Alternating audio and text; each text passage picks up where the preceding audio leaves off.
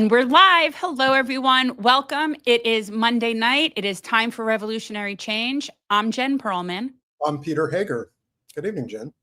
I feel like it's kind of a little weird being back in the studio, but it's nice. And I'm reunited with my keffiyeh, and it feels so good.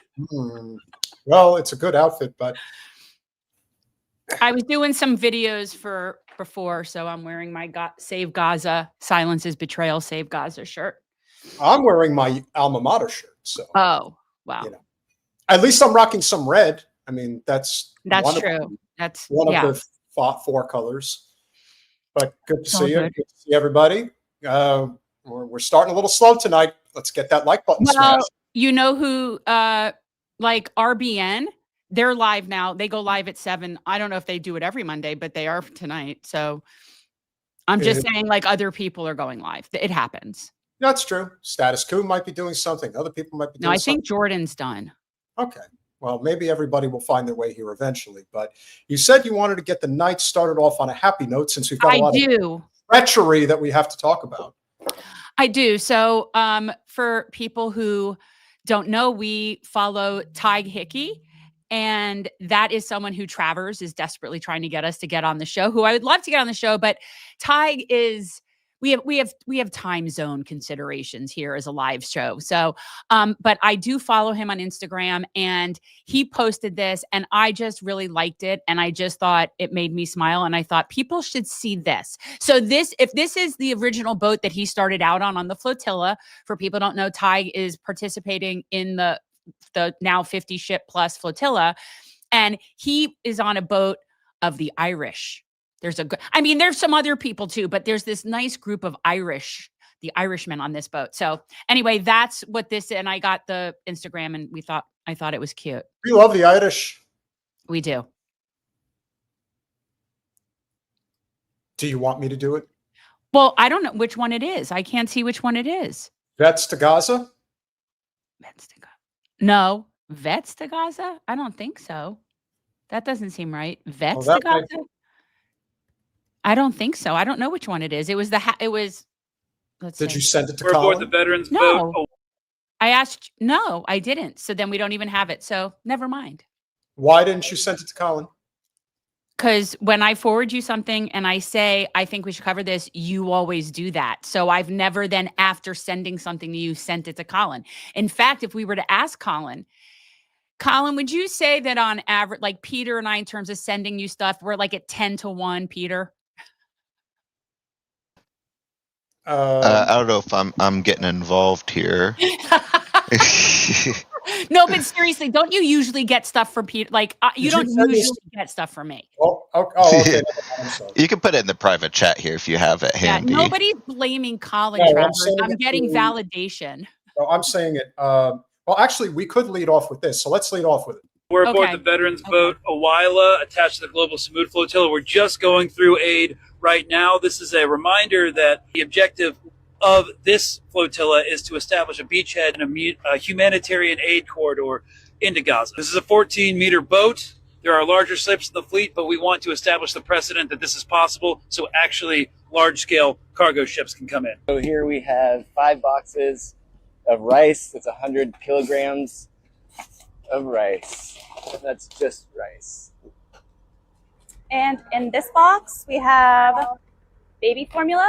And as you know, mothers and babies have not been able to get this much needed aid for quite a long time, even though it's just across the border waiting in warehouses for them. In this box, we have lentils. We have 50 kilograms of lentils. Instead of the necessity of putting them into a plastic bottle and throwing them into the sea, we're bringing them by boat. We have 840 grams of chicken-flavored noodles inside this box.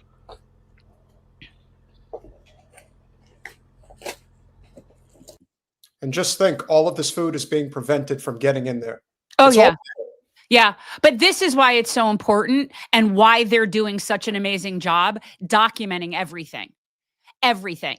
So that no one's going to be able to come back and say, these were Hamas terrorists, these were drug dealers, and shoot them out of the ocean. These were people that were bringing weapons. You know what I'm saying? So it's important that they document this.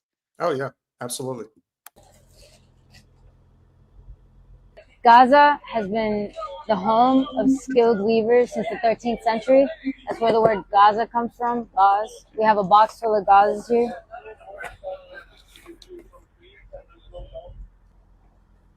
So here we have rice cereal for children and babies. We've got basically saline, which is what you'll see in the used for IVs, which is important. It can be used for many different things in medical cases.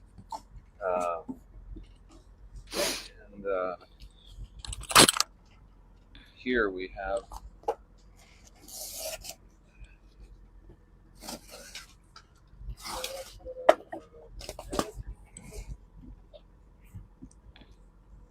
these are basically multi-use pads used for many wiping up sores, cleaning off sores. Unfortunately, there's a lot of medicinal supplies that the Israelis would. Again, this never should have happened. This never should have been a thing. That is what is so, the more I think about it, even if they're able to get in there, even if anything ultimately ends up changing, which I'm not convinced that it will, and I agree with Victoria, I think there's just going to be a standoff as soon as they get to the beachhead. I think that's going to happen. They're just going to stop them, and if they have to kill some, then that's what they're going to do. Well, it's going to be interesting, especially given now that you have Egypt and Turkey have formed a little never before seen alliance and are coincidentally performing friendship maneuvers according to their treaty with each other in the area of the flotilla. So now you've got huge naval ships from Egypt and Turkey that are going to be in the vicinity, let's say, of the flotilla if something should go wrong. This is now bigger than just Israel being able to commandeer a few boats. It really is. I do not know what this is going to look like. And the people that are on the flotilla, a lot of them, especially people like Greg Stoker on the veterans boat, they have a strategy. It isn't just randomly going to be everybody washing up on the shore. They have a strategy as to who goes where when. And I think this is going to be interesting. Like I said from the very beginning, this will do something very significant. I don't know what. Here's hoping. We'll finish it up. See, as even some medical equipment, we've heard that we're not even allowed to bring like crutches or anything like that. But we brought the things that we can that can be seen as non-threatening. Again, this is humanitarian aid, including food and medical supplies. And we tried to keep within the guidelines to make sure that everybody knows that this is what we're bringing. We come in peace, we come with humanity, we come to help people in need. And that's why we're here. These horrible, horrible, traitorous people. First of all, this should be an embarrassment to every nation in the world. That's what this is. This isn't because they have to do this because nations have failed. Nations have failed. And so that's where we are. I think that Colin says he put it up. And so that was, that started off with Greg Stoker, who is on the veterans boat. I'm assuming that was his same boat. I don't know. I don't know the technology. No, I can't verify that because there's several boats. There's right. Right. I don't know if that was all filmed on the veterans boat or not. Not to my knowledge. No. But hey, the story, the thing that the Zion Nazis want you to focus on is that apparently Greta Thunberg is no longer part of the leadership council on the boat that she was on. They're so maybe that's because they don't necessarily like having a bigger target on their heads with her on the boat. You know what I mean? That's not true. There could be a lot of reasons for that, but they could talk about whatever they want to. Greta Thunberg is a revolutionary. Yeah. She's willing to risk her life. She's done it multiple times. And I'm not even just talking about the flotilla. Sure. So it was Tag Higgy. So yeah. So Tag Higgy, and at least he doesn't really think it. Again, the Irish with the names. The Irish. You said Tag. I first did, and then I corrected myself. Okay. But correcting myself's not good enough for you. No. You have to make sure I hear it twice. I do, because the Irish, this is on them, and those are sort of your people. And so I kind of put this on you. Normally they come up as tag, but it sounds tag. You know, they and just he, yeah, but no, their names, the Irish New York, Gaza, we are on our way. Complicity we won't stand for. We don't care what the Zionists say. So we're sailing all night and all day with our boats full of aid. Sailing all night and all day, no more wasting time. Looks like nothing's gonna change. Everything can't remain the same. Now we do what leaders should really do. So we fucking demand change. Sailing all night and all day, watching the drone stars and planes. Ooh, sailing all night and all day, it's almost time.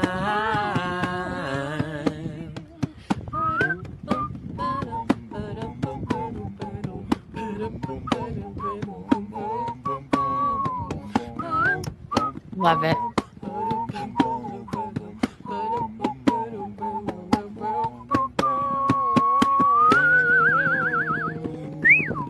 Free Palestine! Free Palestine! See you soon, Gaza!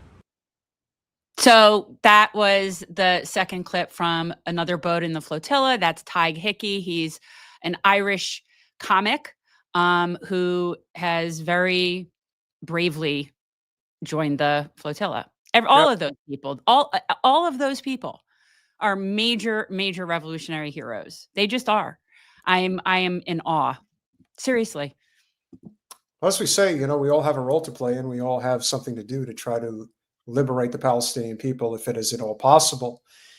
But we know that there is it's more than a mountain to climb. It's it's a titanic mountain. It's Mount Everest, if you will. We're Sisyphus. We're Sisyphus. Could you explain that? Do you not know who Sisyphus was? It's one of the stories, like the mythology stories, and Sisyphus had this giant boulder that he had to push up to the top of the hill, but it was round and it kept rolling back down. He had to keep pushing the boulder up. And it's like the premise being, you're never going to make it to the top. It's just like, it's a Sisyphean task. Is that would be the expression. Yes, because of Sisyphus pushing the,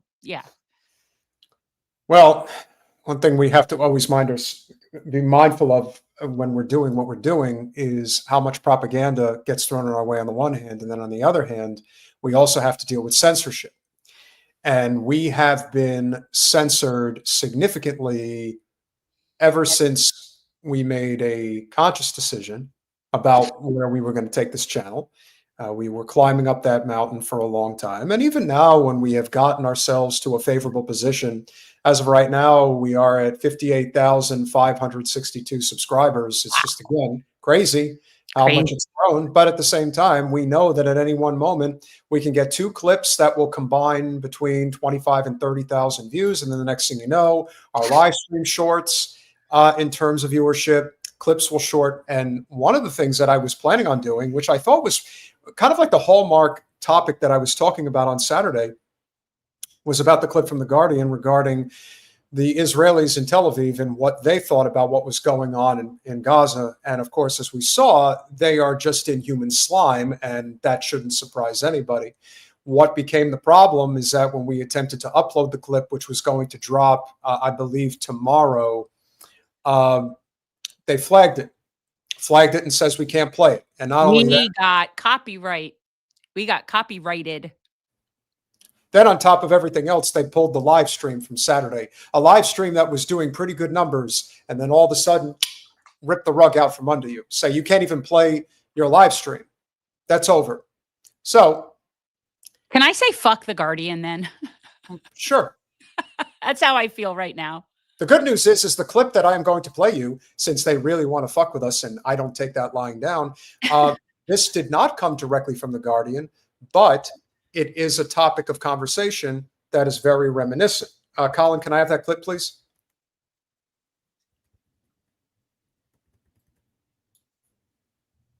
Which one? I saw it. Well, where is it? Which one is It's it? there now. You want to conduct business the way you're conducting it, it will come without the United States supporting it. And if that means that we have to deal, and you can take that however which way you want, if we have to deal with the Zionists that reside here that are loyal to Israel over the United States, we'll deal with them too. But their days of controlling this country are over. It's not a question of if, it's a question of when.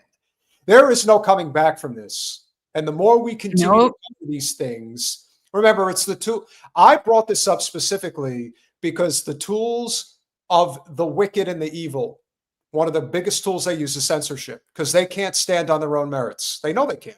So what do? They get people to complain and flag our channel and say, don't let them play this clip. It's bad. They're going to use everything they have, which is why we can't give them anything. I mean, that's really what it comes down to. We can't give them anything.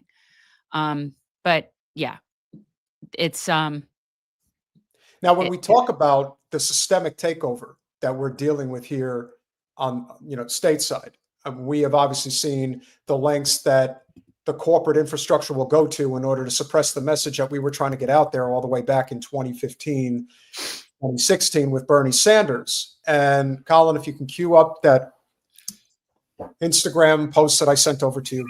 Now, for those of you that remember, and I'm sure those that are veterans of the original, the OG, the real OG Bernie supporters, the 2015, 2016 Bernie Sanders campaign. Yeah. You had it, Colin. You had it. That's it. Freeze it. For those who remember SKD Knickerbocker. Now, this was the PR firm, probably even more influential than the Center for American Progress, which Neera Tanden ran. Well, SKD Knickerbocker was run by Joe Biden's right-hand man, Anita Dunn, a woman. Sorry, don't want to get that mixed up. I totally did that by accident. I didn't mean to do that. And then, are you misgendering people, Peter? Yeah. Cancel me now. Just do it already. And then you had Anita Dunn's partner, who was Hillary Clinton's right-hand woman, and that was Hillary Rosen. And SKD Knickerbocker was the firm that was basically the brain trust, along with the alum likes of the Peter Dowells of the world. Sorry, Peter, got to call a spade, who was pushing the Bernie bro narrative. Everybody's a sexist. Everybody's a racist. And, you can't trust Bernie Sanders. Those ideas, those economically populist ideas that everybody seems to agree with, like a living wage, tuition-free trade schools and public college, single-payer health care, ending endless wars, and having a clean environment that involves clean water and clean air and alternative energies. Yeah, those things. Yeah, that's not important. What's important is these people are sexist and racist and all that shit. And so they pushed that narrative very hard and got paid very well to do it. Now it appears that that same firm, which for some reason just can't die, it's like a virus or a fungus or whatever you want to call it. You just can't bury it. We're trying, but it's not working. They are now taking a boatload of money to now push pro-Israel bots all over social media. So when you see those accounts and you're not sure why they're getting boosted so significantly, why these guys are getting 10,000 retweets and 50,000 likes on topics that make absolutely no sense to the general public in terms of what is and what isn't popular. Well, guess what? This despicable PR firm, if you've never seen the interview between, or the debate, if you will, between Nina Turner and Hillary Rosen, go look that up. If you want to see how bigoted some people can really be.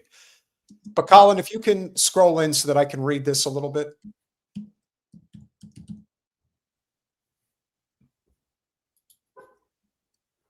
According to a new article by Sludge, SKD Knickerbocker has signed a contract to run a bot-driven campaign that spreads pro-Israel content across Instagram, TikTok, LinkedIn, YouTube, and other platforms. The deal filed under the Foreign Agents Registry. So under FARA, they had to do this under FARA. So they're not even hiding the fact that they're doing this on behalf of Israel. Right. Pretty clear. On August 29th, they filed, says the goal is to flood the zone with pro-Israel messaging on behalf of Israel's Ministry of Foreign Affairs. The contract signed was worth $600,000 from April 2025 through March of 26. Calls on SKD Knickerbocker to train Israeli spokespeople for media appearances, test how effective influencers are, and connect with journalists at big outlets like the BBC, CNN, Fox, and the Associated Press to push favorable coverage. So what they're saying is, we don't actually have a message that works. We have to push a message that is manufactured through multiple channels. And in case you didn't know, SKD Knickerbocker, this is a Democratic Party establishment PR firm. This has nothing to do with the GOP. This is all the Democrats. Jen, I have a theory.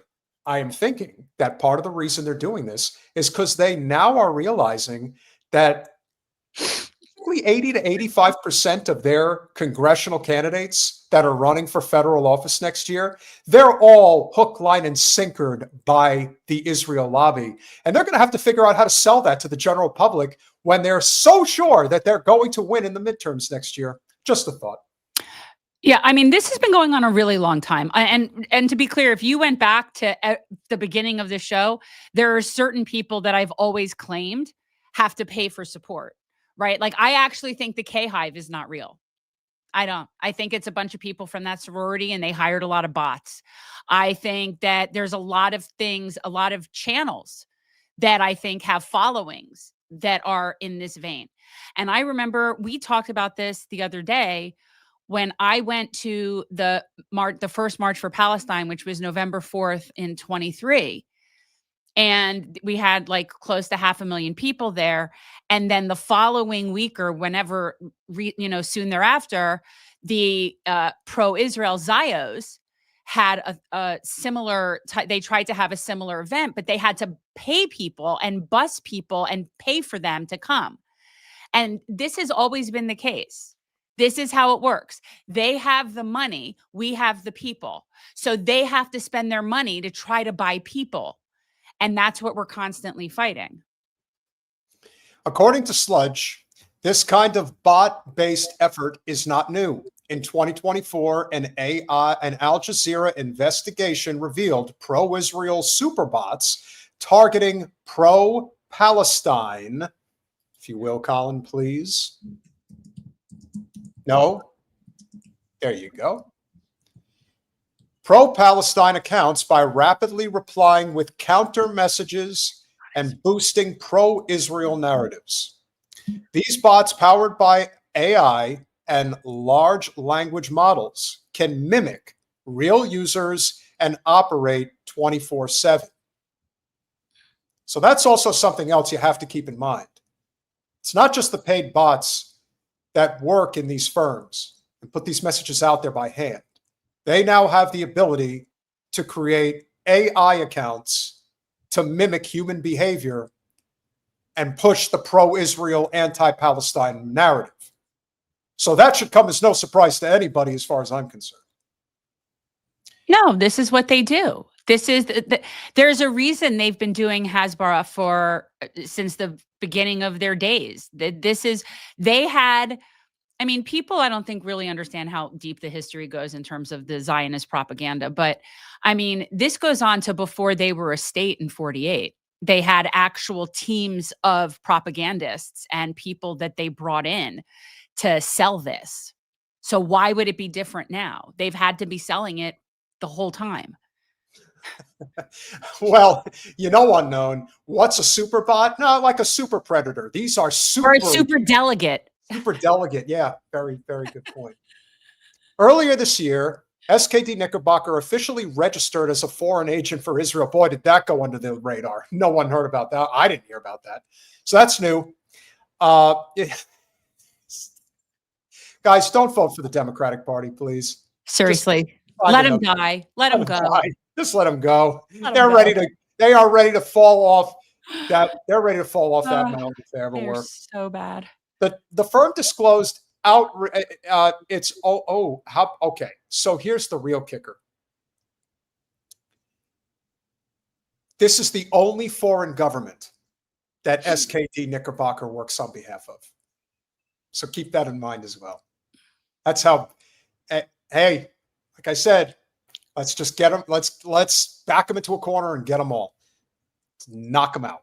The firm disclosed outreach to major U.S. outlets and platforms like NPR, MSDNC, Fox News, and X, formerly Twitter, to promote Israel's position. SKD Knickerbocker is deeply connected to top Democrats. Oh, really?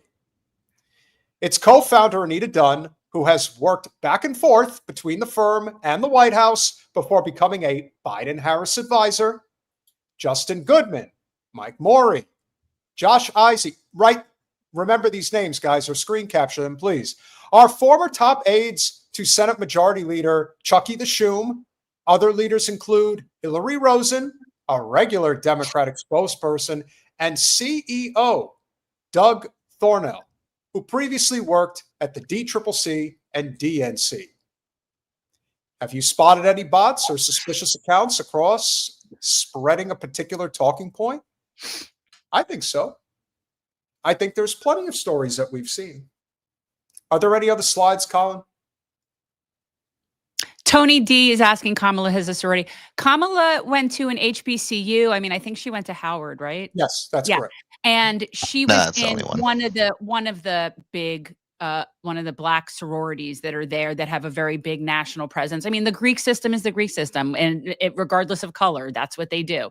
But yeah, she was in one of those big ones.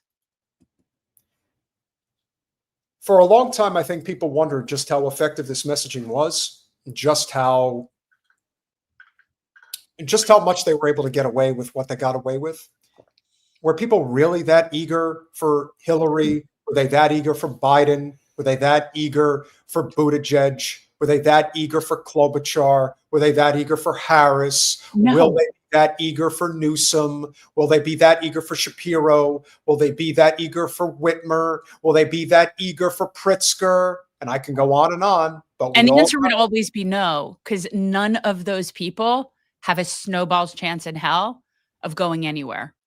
None of the Democrats do. They are done on a national level. I kid you not. They're not going anywhere.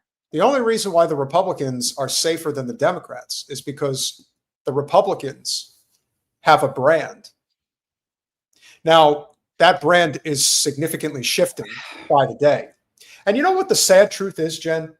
If the Israel crowd gets pushed out of the GOP, you know the Democrats are going to welcome them with open arms. They're going to be like, we got to win. That's what's important to them. There's nothing that they're going to be able to do to revive themselves. No. There isn't. I don't care who runs for they're done. They're done. It really freaks me out, people. I got to tell you something, that I'm the person that's thinking about math and numbers. Am I the only person thinking about that? Well, no, that should scare everybody. If I'm the person that's thinking about the numbers, we're screwed. But it's like the numbers for Dems are down everywhere. Everywhere. So why would that then indicate that they're ripe to win a federal seat? What am I missing? Because I got to tell you, I am mathematically challenged at beyond. So this makes sense to me. What am I missing? What I think everyone is missing here is just how fed up this country is. Now, Jen and I have a difference of opinion about what the revolution is going to look like. But as I've made very clear, we are heading for one. This is inevitable now because the powers that be, particularly the Democratic establishment, they are not going to change under any circumstances. SKD Knickerbocker. I mean, anyone who knows anything about about like the hierarchy of Democratic Party politics, You know, everybody who associates with the neocon version of the GOP knows about the Cato Institute, knows about the Heritage Foundation. But when you look at the Democratic Party side, you have SKD Knickerbocker and Center for American Progress. And what do they all have in common? What do all sides have in common? They're already willing and able to take the Zionist billionaire money. And that is exactly what SKD Knickerbocker is doing. This was Hillary Clinton's PR firm that did everything in their power to sandbag Bernie Sanders. They couldn't win on ideas, so they had to paint everybody as a terrible person. But when push came to shove and they said, now you must vote for us, again, they don't think you're worth anything. They think you're dog shit. They really, much like the Zionists, look at the entire world, not just Palestinians, they're certainly at the top, but past that. How do they look at everyday people? They hate us. They think, especially from an education standpoint, they think that's everything. They're the smart ones. They're the ones who don't have to go to war. The dummies have to go. They have to fight for us so we can be, you know, again, a case system. Well, that's where we're going back. Well, we're going back to feudal times. That's why we're going back to nobody will own homes. Nobody will own cars. Nobody will be able to own anything. In other words, we will all be owned. If you look around, everybody look around you. If everybody looks around you, if you don't see something that you own, you're probably owned, right? So like if you don't own your home, you don't own anything. That's where we're headed. That's where this is going. And you and I do not have a varying opinion about what the revolution looks like. You don't understand what the revolution is. There's a very big difference. Oh, you say. So I know. It's like you want to argue about, like, you know, facts. It's like you're entitled to your opinion, but facts are facts. 8% mortgage is actually not that crazy. Believe it or not, there was a time where mortgage payments was in well into the mid double digits, as high as 18%, if I remember correctly. I'm not saying that that's good, but when the mortgage interest payments were as low as 1 or 2%, that's never happening again. And if it does happen again, we will break the economy completely. Now, part of the reason why it's bad that the interest rates are where they are, on the one hand, people should own property. But the one thing you have to keep in mind when the interest rates are so low, who do you think buys all the properties? This is the problem. Dollar corporations. That's who's going to go out there and buy everything in sight. Yep. How do you think you're getting your hands on it? When we allowed private equity to get involved in single-family home purchases in the United States, that was the end. Because now they can go in and buy up entire communities. People are so far behind the 8 ball that the second there's another market crash, then people are going to lose their homes all over again. And who do you think's coming in to get them at rock bottom prices? The cycle repeats itself. You don't have any safety net. What do you have? It should be illegal. Yes. Yes, that should be illegal. I agree. Yes. Because it's not free market capitalism. No matter what they tell you, what it actually is it's feudalism. It's end of economic, it's the end of the economy. It is the end of free market. Call me whatever you want. I don't give a fuck. I'm just telling you what is. No, okay, you're telling me what is. What I'm telling you is that the only way that any type of free market capitalism can succeed and be sustainable is if it is perfectly blended with socialism. And if you do not have that, it can't work. Unless you want to have a revolution, which is coming. There's no choice anymore. No, we're going. 10 years ago was the last straw compromise. You could have had Bernie. You could have had it the easy. I'm talking about the 2015, 2016. Yes, 10 years ago. 10 years ago. If you had that Bernie Sanders offered. Correct. If you had that Bernie Sanders, and in the first 100 days, he passed a single-payer healthcare system. He reinstalled Glass-Steagall. He executed a tuition-free public college and trade school program. And he moved a debt jubilee. Yes. And he implemented a true clean energy economy. Then we probably would have avoided it. But the fact that he didn't get there and they cheated him not to get there, it was just, it's not, it never happens in an immediate vacuum, but it happens over time. You give them an opportunity to make amends, and then it doesn't happen. And now you really have nowhere else to go. Well, that's the thing. Now this is what is coming. And this is what the hardest thing is for people to get. Like now they're wanting to take the compromise. So when you see people like AOC going out there and touting the against the oligarchy tour with Bernie, the people that are now coming out for that are the people that supported Hillary last time. But what those people don't understand is it's too late now. Because the people that were there the first time, we're past that now, and we're not coming back. So you can't, the way that you couldn't win with your supporters for someone like Hillary, that same amount of people isn't going to now win with who they think is the progressive. It's just not going to work now. Now it's too late. Now we do it the hard way. That's just where we are. Hang on tight. If you're enjoying this conversation so far, which you hope that you are, please make sure that you go to patreon.com/revolutionary change for as little as $5 a month. You could become a supporter of our small but mighty and growing channel. Jen, I think you mentioned we do have one new patron. We have one new patron. Okay. I will tell you who in a second. I thought you said we had a 5 and a 10. We did get a 10, but the 10 was a $10 donation, which is very appreciated. But it isn't someone who signed up like regular. So that's different. But I mean, I'm just saying. So our new person, are you on the 5s? All right. Whoever's last on the 5s is our new person. Okay. I can't remember. Got a lot of 5s now, but that's good. No, it all helps us, guys. It really does. And especially knowing how easy it would be for Google to just say, yeah, you guys don't get to do this anymore. Now, I know that they'll go for bigger people first. You know, it's like, so long as you've got Katie and Max and Sabby and people with bigger platforms doing this, it's like, I feel like we're kind of safe, but it could happen. Like at any day, they could decide, yeah, we're done with you guys. And then we're done. Well, Alora Inspires, thank you so much for becoming a $5 patron. Really appreciate it. That's what it was. Alora Inspires. Yes. And whoever did donate the $10, we really appreciate that as well. We've only got a couple of super chats so far, but we've got to shout them out. Kenman with the 279 Canadian A. Luxury real estate in Los Angeles booming forever. I mean, I guess as long as people are desperate to be in LA, that's what's going to happen. That's part of it. Let me tell you. Miami's the same now. Miami's the same. You can only afford, if you're very wealthy, then you live nicely. Otherwise, you live like shit there. Yeah.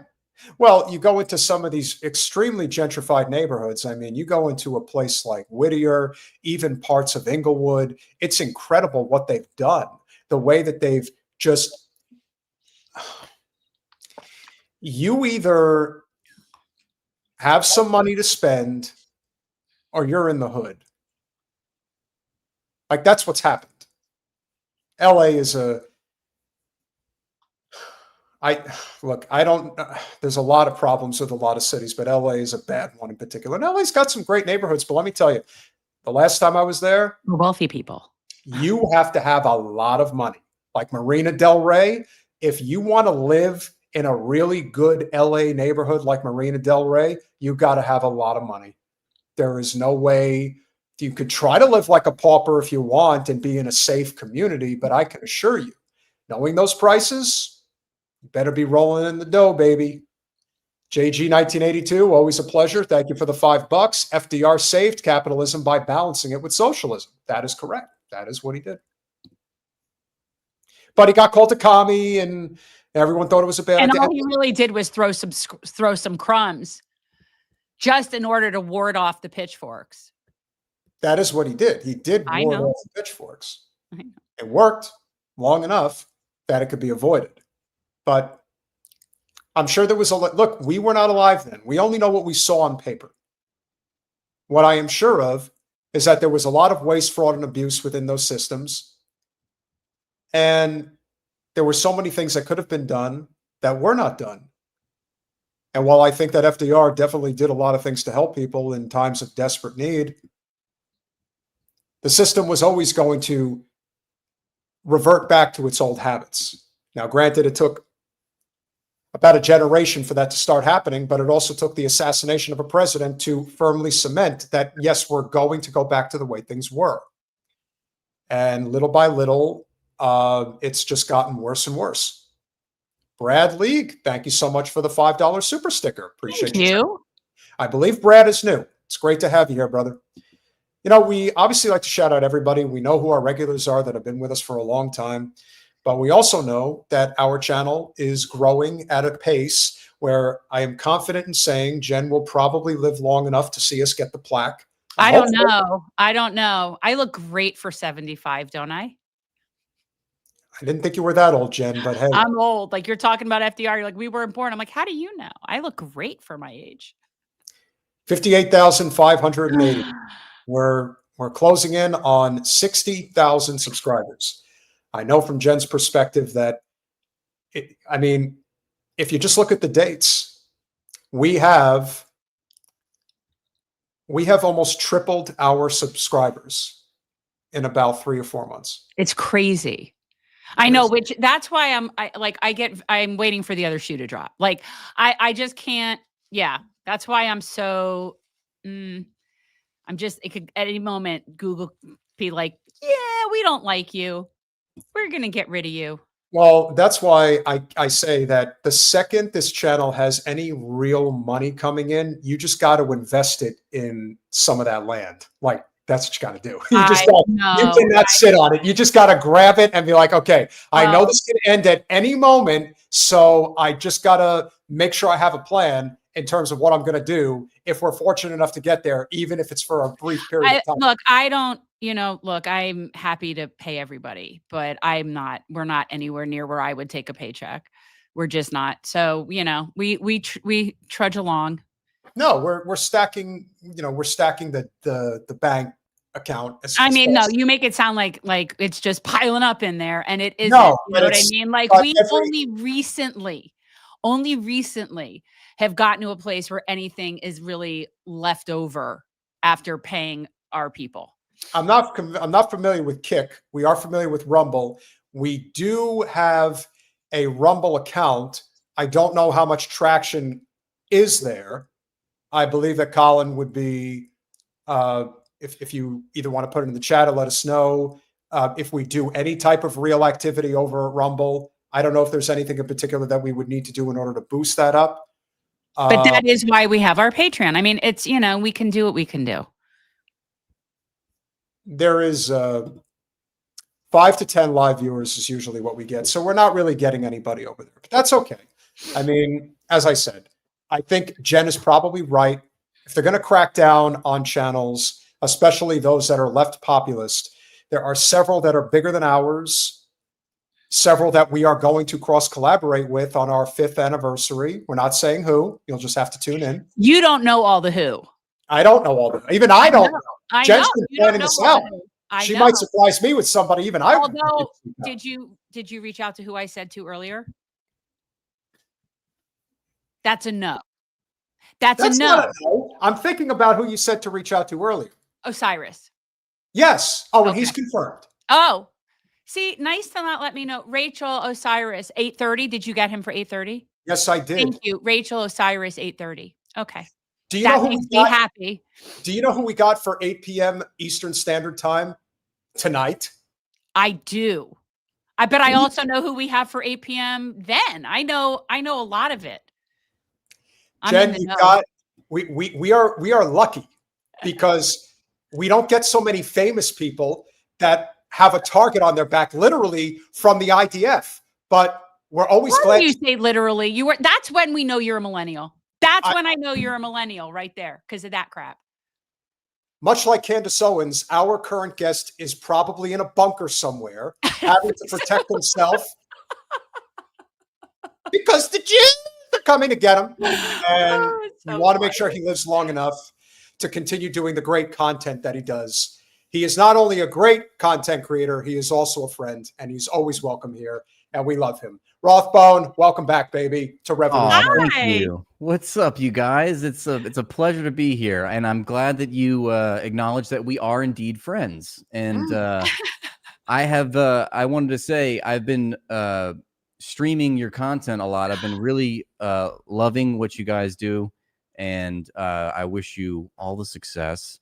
You guys are super based, and I like watching you because it's that righteous anger, you know, like that. Oh. You guys got a lot of like really great takes, and it fires me up. I'm like, so yeah, I just want to say thank you for having me, and Thank you. and I'm also live you. streaming as well to my audience, and I want to, you know, share my my audience with you guys, because y'all are doing great work. I've been talking y'all up all stream. I was streaming for about an hour before I got on. So what's up? Thank you. I'm back at you. Like, I've been loving that, because at first, when I first saw you, you were just the guy who looked like Zach Galifianakis on Instagram. And I didn't know. I mean, all right, well, he's funny, but okay. It actually took me a while to figure out it wasn't him. But Wow. Now you're really streaming. Like, now you've really kicked it up a whole nother level, like in terms of how much content you're putting out. And I feel the same way about you. Like, I was just watching you today. Aw. Well, you see, it's a mutual admiration society. It is, for sure, for sure. But yeah, I feel like I've had to sort of pivot to doing live streams now, because I'm actually on my 3rd page on YouTube and on TikTok as well. So I've had to like switch up everything, and it's been cool because no matter what happens, I know that people will still try to find me, and that's been really heartening and encouraging. So yeah, I'm on my 3rd page now, and doing the long form content, you know, reacting to the news, kind of like how y'all do. So we try to make. Let me just ask you, like, did you get a strike before they just, like, how did that happen to you so many times? Because I feel like, how has it not happened more to us? That's what I'm not understanding. This is actually what I wanted to ask you guys, because I wanted to know, like, how y'all are like able to do this, and if you actually like, because they always tell you to make sure you study up on the YouTube community guidelines. I never read them. I just kind of go by like what my experiences have been and noticing what I can and can't say. But what was the question again? I'm sorry, Jen. I wonder what the difference is, like, because we don't know. We just started our show talking about a clip that we had up that, Peter, you can explain it better. We had our whole live taken down because of a copyright, but that was legit. Like, but I don't know how we get away with what we do, other than we're not big enough to be on the radar yet, which is why I look like the bigger channels are the canaries in the coal mine, right? Like, they'll definitely, if they're going to, they'll go with the gray zone first. They'll get rid of Katie Halper before they'll come for us. You know what I mean? Like, there's other people. Point.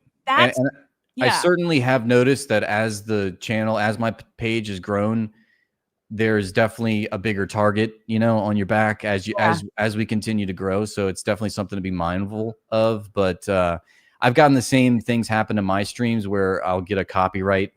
I actually, you know, just to answer your question, for the first 2 pages that I had, I was like permanently demonetized and suspended for a warning. And it was literally me just reacting to a YouTube video that's still up, you know, like people can go like, but the fact that I was reacting to it, and you might say, well, what were you saying about it? Well, I was literally just reading the subtitles of a speech by a certain H group spokesperson, which shall not be named, but that was enough, you know, and it was, I've been permanently demonetized for a warning, which, as I understand it, is like a violation of their own rules. Like, they don't have to follow their own community guidelines if they want to come after you. So I've been really trying to be very mindful about how I come across and what I say. But I most recently on this page, I had my live stream taken down for just showing a person's page that was, he was like holding a gun, and he was like, because this was about the Charlie Kirk assassination. He was like, you know, going through it like, if this would have been the weapon that the guy used, this is what they claim, and they took it down because they thought I think the AI algorithm thought that I was handling the gun, and apparently you can't handle a gun on a live stream, but you can have a gun channel, you know, but you just can't live stream it. So I don't know. Let that be a warning to you, I guess, if you guys. Well, I'm unarmed. Peter and I are both currently unarmed. I'm the same. I don't have a gun or anything. So no, well, I think we're in a situation where this is my only bullet. You know these? What is that? No, what is that? My a vape? bullet. No, it's Oh. a mini pipe. It's a pipe. I don't vape. I'm Oh, pure okay. flower. No, it's a bullet. I love that you come right out and say it. You're very not shy about that. Didn't you run for office? You can't be on the drugs. Well, the drugs. I'm on the drugs.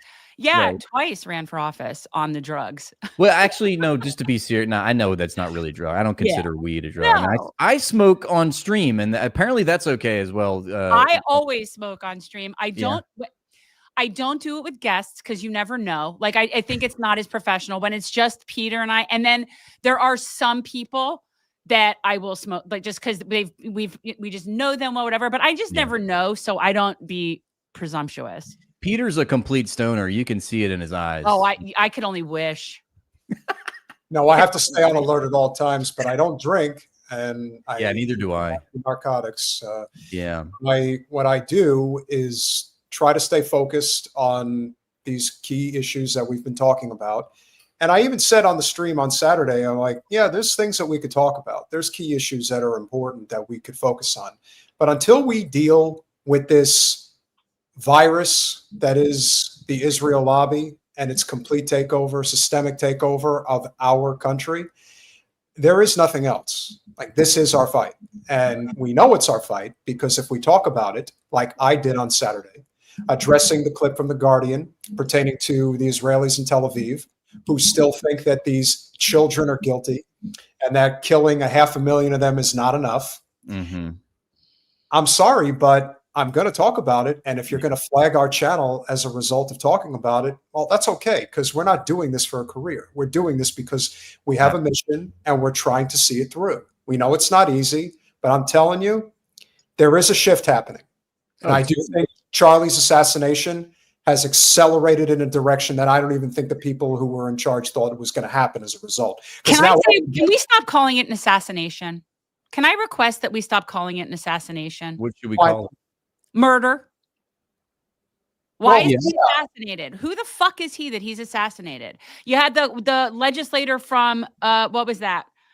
Minnesota. Where was that? The woman. Yeah, right. Right. Her and her husband killed. She wasn't even. They don't remember them making a big deal of that assassination. Why is he assassinated? For the sake of to build monuments? Like, get the fuck out of here with this. I understand, but you still have to recognize who Charlie Kirk was. He was one of the not worthy of an assassination. I know we're live streaming, but can I share my thoughts, please? Yes, please. I'm doing it again. He was an exceptionally powerful and influential voice in politics, regardless of which side of the aisle they're on. And the fact of the matter is, you compare that to the bullshit that we see on the Democratic Party side with the likes of Packman, Tyler Cohen, and the like.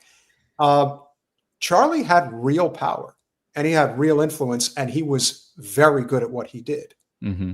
And so when he decided that he was going to have an attack of conscience about what was going on, knowing full well that he made a deal with the devil, and the devil decided he was going to collect, and he decided, I'm not going to follow you to the depths of hell. And then the devil said, oh, yes, you are. There is no other logical explanation here. It's pretty clear. And the one thing we have prided our channel on over the past week and a half, we have not even addressed the supposed person by name, because that person's just a patsy. Right. Doesn't matter. It's whatever. They're out there arguing. You know who all the channels are. They want to talk about, is this person a trans lover or is he a Groyper?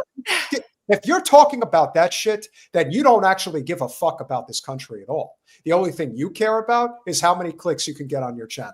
Yeah. That's gratuitous to a fault, my thought.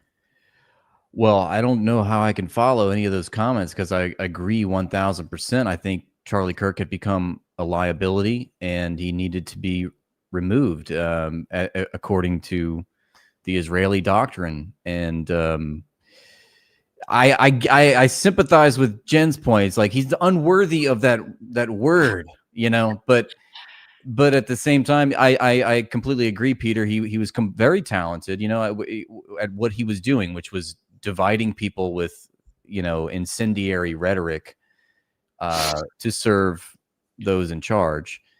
But I don't know. What do you guys think? I mean, like, to me, it seems very clear that this was a PSY operation. This was you know, not the whatever the official FBI story is a complete lie. And you know, one thing I was talking about before I got on stream was how crazy. I don't know if y'all saw this, but didn't Kash Patel share a post or tweet something like, we're like the FBI is now looking into some of the conspiracy theories about the hand signals and all this stuff. And it's like, okay, so you're going back against your official story now. It's like, it's almost like they're listening to what people online are saying, you know, and they're like, oh, we need to change things up a little bit. I want to pull up a story that I saw that even I'm thinking to myself, they really don't know how to deal with this. They're going to come up with anything they can think of. Can I just say something about what you were talking about in terms of this whole? I think that his whole existence is a psyop. Oh, they recruited him from the beginning. Yeah. I'm not convinced that his wife isn't part of the whole thing. Mm-hmm. I don't know who's who, how they brought him into the fold. All I know is once he stopped doing what they wanted him to do, they got rid of him. He was no longer an asset. He was a liability. And so you can't have that. I get it. But I'm not sure that his entire existence isn't that.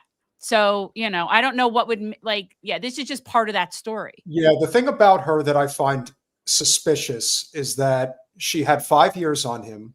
They apparently linked up when he was, I think, maybe 21 or 22. And the next thing you know, it's almost like this could have been, you know, almost, I mean, I'm not going to say it's a honeypot situation, but she's part of it. Yeah, they highly encourage them to get together. It's an arranged thing, like an arrangement. To be very good for your career. Mm-hmm. She was what, Miss Arizona or something? Right. I mean, he got himself a beauty queen, and let's be real, his brain wasn't fully formed yet. So when you recruit people when they're 17, 18 years old, it's very easy to condition them.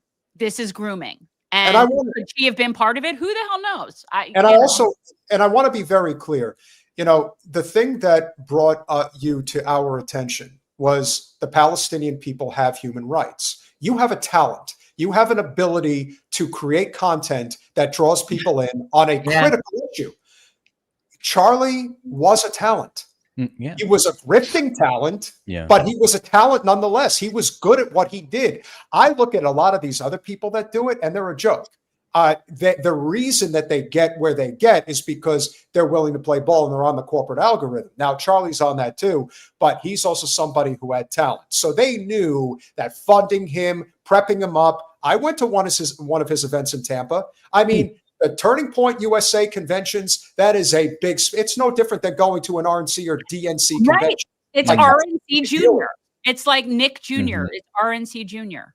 Yeah. And Charlie was, I think, you know, being groomed to have a career in politics eventually. You know, he could have been a senator or a president. But man, a lot to unpack with all the things that you said. I was just thinking about, like, I don't know if y'all saw Erica Kirk's memorial service speech, but it just seemed, it kind of played into that theme of contrivance. Yeah. Definitely manufactured and the way that she went about it. So I don't know much about her background, you know, but I can totally see how that could be part of the scheme and the tapestry. And I would agree wholeheartedly that his entire existence, Charlie Kirk, that is, was a psyop. And I think the psyop is always left versus right. It's the culture war is the psyop. So you need people that can front face and articulate the king's language to the people so that they can fall in line. And that's what he served. And I think you're right. I think Israel invested in them. You know, I think Charlie Kirk was talented up to a certain point, but he also spoke flatteringly to the people that were in power. And so that's why he was given such an audience, all of this money. And when they figured out that he can't be controlled anymore, you know, they're not getting their ROI. So what's the point, you know? So. Yeah. Well, and you know, you can't bite the hand that feeds you and think you're going to get away with it. It just doesn't work. But I mean, that's what they did. I want to address this. Okay. And this is why we're better. Hager and Crystal called Erica Kirk a hero today. And this is what differentiates us from him. For what? I mean, if you want to say from her that, speech, from being so brave, from whatever, it doesn't matter. A lot of women have to deal with horrible things and have to bury husbands, and there's nothing that makes her particularly heroic other than she's willing to do it in front of a large crowd. No, I mean, if they're what they're saying is that she was, I mean, yeah, hero is the wrong word, but if what they're saying is that she did the right thing by basically saying, I forgive the killer. You mean the fake killer, the person who did actually shoot your husband? Okay, if you're doing that because you think you're going to curb mob violence, I mean, maybe that's an excuse. I can at least entertain that theory that maybe her concern is that there is a lot of people with itchy trigger fingers out there that might go out and do some crazy shit. And she, by saying that, would effectively make her, be more of a, I'm not going to say it's certainly a tragic figure, if you will, but in the end, no one, no matter how much you grift, no one signs up for this. And that's why I've been saying we're living in a world of fantasy. We do all this stuff online. No one gets to really, come in contact with us in general. You're in a completely different part of the country, as am I, as Jen. Some people are in DC, some are in LA, some are in between. The point is, somebody like Charlie, he gets assassinated. I mean, my initial reaction when he got killed was, I'm surprised it took this long, because I thought somebody at that level was probably eventually gonna end up in that type of a situation, whereas everybody else was just so in shock. And I'm thinking, yeah, now it got real. Now you understand the consequences of the broken system that we're living through right now. The imperial boomerang, right? I mean, to think that Israel is amidst a live stream genocide for 2 years now. What's another conservative pundit that they need to cap off in the West? Like, that's nothing, This is completely. I just think, of course, the Mossad had, plans. You don't think that they've gamed out these kinds of scenarios? I mean, they think of everything. We saw in an interview, 60 Minutes interview, like sort of weirdly commemorating the pager attack, this completely, ski masked, blacked out Mossad agent with his voice altered, saying that the Mossad, you can think of the Mossad as a global production company. We write the screenplay, we're the directors, we're the producers, we're the main actors. All the world's a stage. So the Mossad is like, this Shakespearean entity. I just think this is completely within their wheelhouse. And then we saw that one of the ex-Mossad agents was interviewed about this, and he's like, oh, absolutely not. We would have nothing to do with this. And it would have been fine for him to just leave it there. But they double down. They go, we don't do political assassinations. We don't, this is not something that we would ever do. When, James Lee, I don't know if y'all know that creator. Yes. But he had a good video where he was like, oh, really? You don't do political assassinations? He pulled up the Wikipedia page. And it's like goes on for days, I mean, they assassinate poets. They assassinate journalists. I mean, what's the conservative pundit, that's turncoated on them? And that brings me to this other point I have about it is it serves a lot of purposes, right? It doesn't just serve the Israel purpose of he was going to start to ask questions. We can't have that. It's also a timing thing in terms of the distraction factor and the creating a martyr and a hero, and also riling up the Christians into a Christian fury, which is basically what this service was about. And that is something that we should be concerned about, because that's not reasonable people, right? That's groupthink. That's, we don't need that. And it's, again, distracting from how many people. I think Israel killed 60 something people in Gaza City yesterday, yesterday. Yeah. So, I mean, that concerns me more. Yeah. I think I'm sorry. No, please. I think the only thing that would have sweetened the deal for me, that would have been just too on the nose, would have been if they would have pinned it on a black trans Palestinian Muslim, was the patsy. And then I would be like, all right, this is definite. Well, when I came out and said who was responsible for the assassination, of course, I normally said there was a Muslim who did it. Don't do him. Don't do him. Look so guilty right out of the box. And so, obviously, we know what happened yesterday. A lot of people showed up. A lot of people liked him. Glendale, Arizona is a relatively easy place to get to in the Phoenix metro area, so it's not surprising. I'm sure there was a lot of people from, places like, Denver, LA, obviously, that they came out for this event. Okay. I don't really give a shit what probably 95% of the people had to say at this event. There was only 2 speeches that were made that I thought had any relevance. One was Tucker Carlson, and the other was Stephen Miller. Oh, And I Goebbels. want He's people Goebbels. we'll go with Goebbels first, and then we'll go with Tucker. So this is what a truly psychotic bureaucrat thinks when they have this type of power. Totally unhinged, but you'll see for yourself. Whispers to the warrior that you cannot withstand my strength. And the warrior whispers back, I am the storm. That is a direct quote from Joseph Goebbels, in case you were wondering. Is it really? Yes. Yes, it is. They're literally taking Nazi. Is he trolling us? Like, is he? Dude, he looks like he was fitted for an SS uniform. He has the look. No, I'm not saying that he's not being genuine, but like, why would he pick that saying like as a dog whistle to his fan base that, you know, hey, look, this is from. No, I think he just probably admires his work. Wow. But, you know, they love to go religious fanaticism and couch this in some dark mythological language, you know, the children of light versus the children of darkness. Yep. And that's what I hear when I listen to this kind of drivel. But well, he's the reason we have, I mean, he's evil. This is a psycho. Yeah. Like he's an evil person. I mean, he has some serious psychosis about immigrants, about everything. So I would imagine that the Third Reich is that's his jam. Well, I mean, he's a part of the Fourth Reich, so he apparently loves that. You know, is that? I mean, like we just, you know, I'm sure there's more to it than just it gets worse. Oh, it gets worse. Oh, it gets worse. Oh yeah, let it go for a bit. Erica is the storm.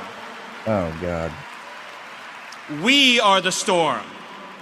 And our enemies cannot comprehend our strength, our determination, our resolve, our passion.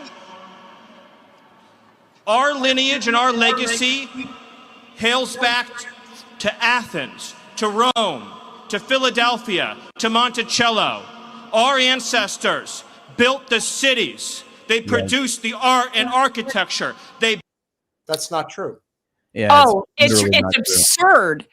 This is like, remember when Bill Maher, when he had that statement, I went off on him. He said something about all like the good thoughts have happened in like, I forget what he's like the 16th, whatever, and since the 1600s, and that democracy is because of people like, you know, John Locke and all this. I'm like, no, that was an indigenous thing, but that's this kind of bullshit. That's this kind of shit. Yeah, they love to just avoid the topic of, you know, imperialism, colonialism, slavery, all the genocidal things we've done to, you know, obviously, I don't know what Philadelphia, these cities were built by slaves, you know. Well, everything he said is white supremacist. Right. Everything he has said is basically our genetics are superior. Yeah. Yeah. Also, wait, I'm sorry. If his genetics were superior, he'd have better hair. I was just going to say. I was going to say at the end, he should just say this speech was sponsored by Palantir. And also, this is a memorial service. I'm sorry. This is about Charlie Kirk and remembering a man. Like, we're talking about waging a race war now, like at the memorial service. What is going on? Listen, I didn't do a clip of this, but I will just say that my entire memorial of Charlie was talking about what a great economy we have. And it's all because of me. I did. We have the hottest country in the world. Yeah, I also wanted to say that I appreciate Charlie being a very forgiving person, but I'm not so forgiving. I hate my enemies. They're terrible people. I watched that too. You do a good Donald Trump impression. No, this is the real thing. Believe me, I'm just on a better looking mask. All right. Let's see what else Dingbat has to say. Built the industry.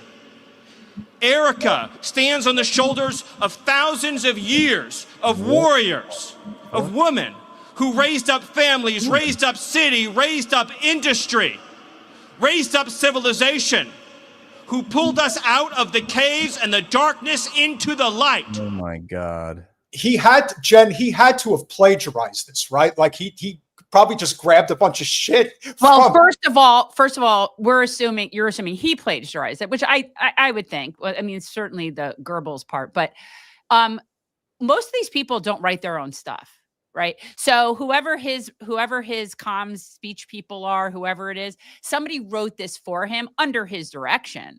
But yeah, the odds that he actually wrote this are like slim to none.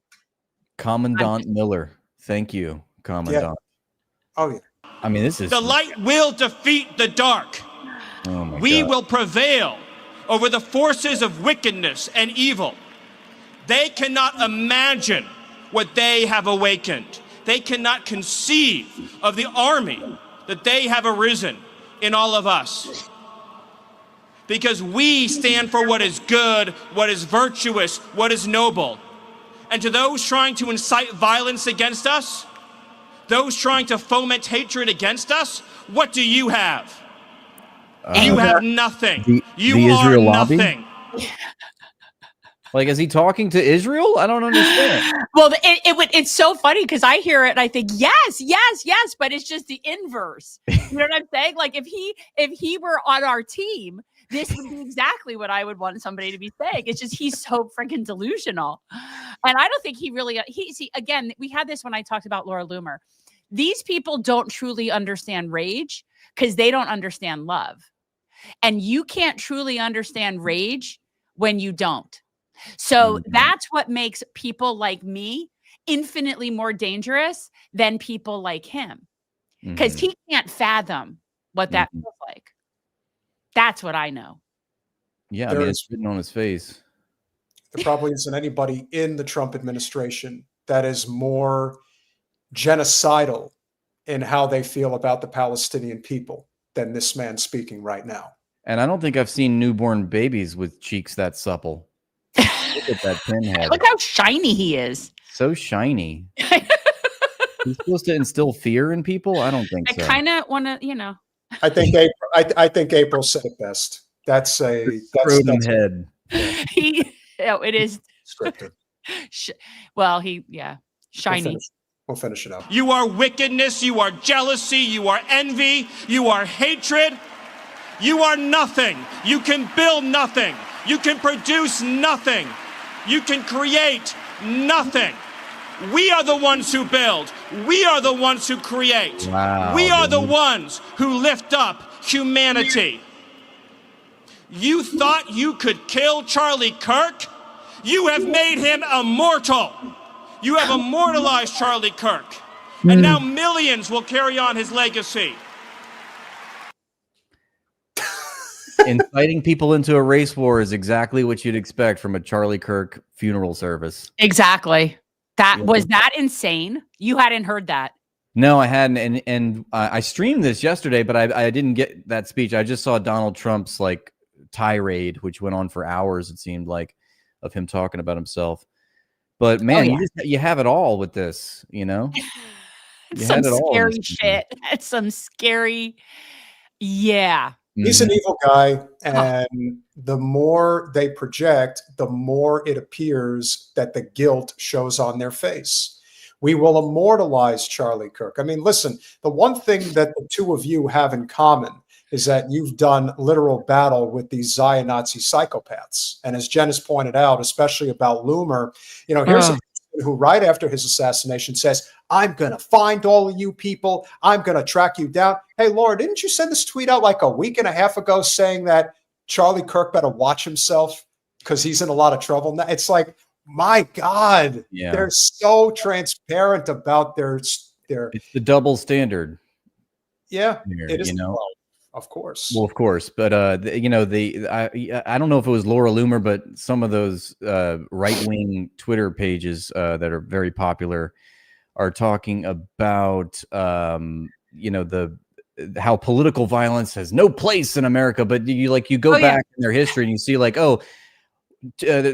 was like something about 2,000 immigrants, how something like 2,000 immigrants have been killed, and they're like, yes, more.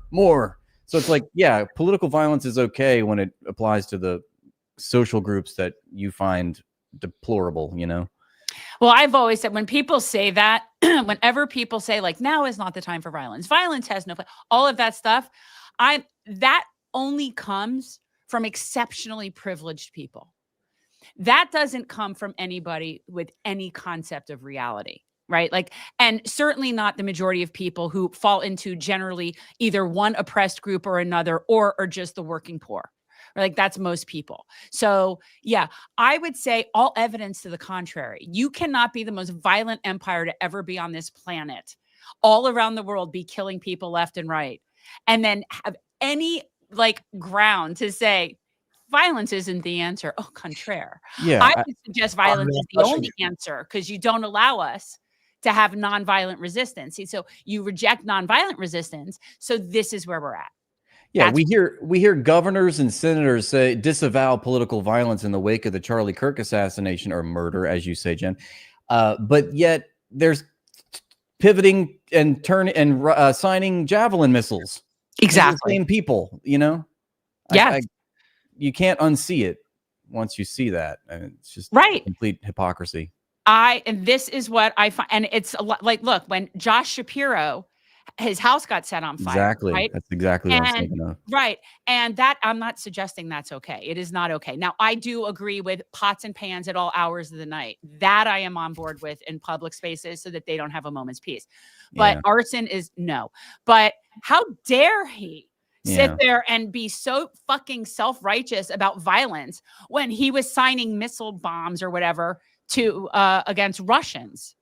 I believe he was signing it for Ukraine for one. Oh, I really? I thought it was. I thought it was also Palestine. He might. Oh, that might have been too. But I do know that he was. Well, I mean, I know he's a Zio. But regardless, if you're signing your name on something that's going to kill people, you do not get to talk to us about violence. You lose that moral posturing. You know. Well, spare me the selective moral outrage. Wait. Fake outrage. That's it. Remember when they had the sign? Oh yeah. You remember that? This is what Congress? I made that. Yeah, right. That was how they stood up against the genocide. They had signs that just said, like, gee, like the black thank you. square for Instagram. BLM. But here, donate to my campaign with the with the QR code. Ugh. Well, they say birds of a feather flock together. So I'm not going to say the guy's name, but let's just say that a person who was Debbie Wasserman Schultz's campaign manager is Jared Mauskowitz's campaign manager. And they're all. Are you talking about? Yes, I'm talking about him. Yeah, I'm talking about douche. Douche. 2 out of 3 people here know who you're talking about. Well, we'll call. Let's just say we call him Doucheberg. Doucheberg. Yeah. You won't know. You won't know. He's a local political here. Okay. Yeah. That's why you don't know. Yeah, you're not supposed to know, but we'll just call him Doucheberg. Oh, they're all Zios, but like there's one Zio there's one Zio in Miami who, like, if I ever I was at an event with Jen once, and I basically said I want him to say something to me. I will rearrange his face. Like, I almost feel like you want me to like start with it, because what you want is for him to start with me. Well, the problem is, you see, the thing with this guy, like, he's friends with Barry Weiss. And so, I've known him for years. He's a very connected guy in Miami Beach. And he shows up at this event and he's got the fucking dog tags on. And I'm like, I want to fucking rip that shit like right off of his fucking throat. Like, they're very. We have a very nice little Zio community down here. I've made some trips to Miami. I know how Zionist it is. For sure. Yeah. And remind me, you're in New Orleans? Is that it? I am in New Orleans. Okay. Yes. Yeah. I cannot believe I remembered that. Like, I gotta say, I cannot believe. Pretty good for a pothead.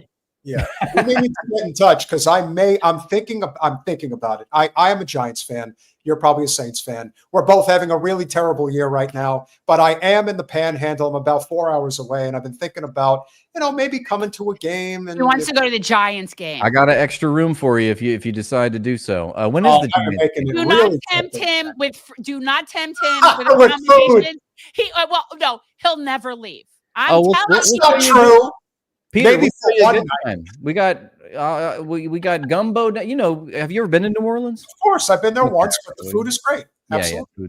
Yeah. 100%. Great food, great people, great city. Really great people, tremendous people. Tremendous people, the best people. But the Saints are shitty, yes, and the Giants are. I didn't know the Giants were not having a good year, but I want to tell you that right after Katrina, me and my family took a trip to New York City, and my brother was like, even more of a Saints fan than I was, and he took me to the Giants Saints game, which just so happened the Saints and the Giants were playing, and we lost that game, but the whole crowd was chanting "Rock You Like a Hurricane." They sang that song to all the Saints fans because of Hurricane Katrina.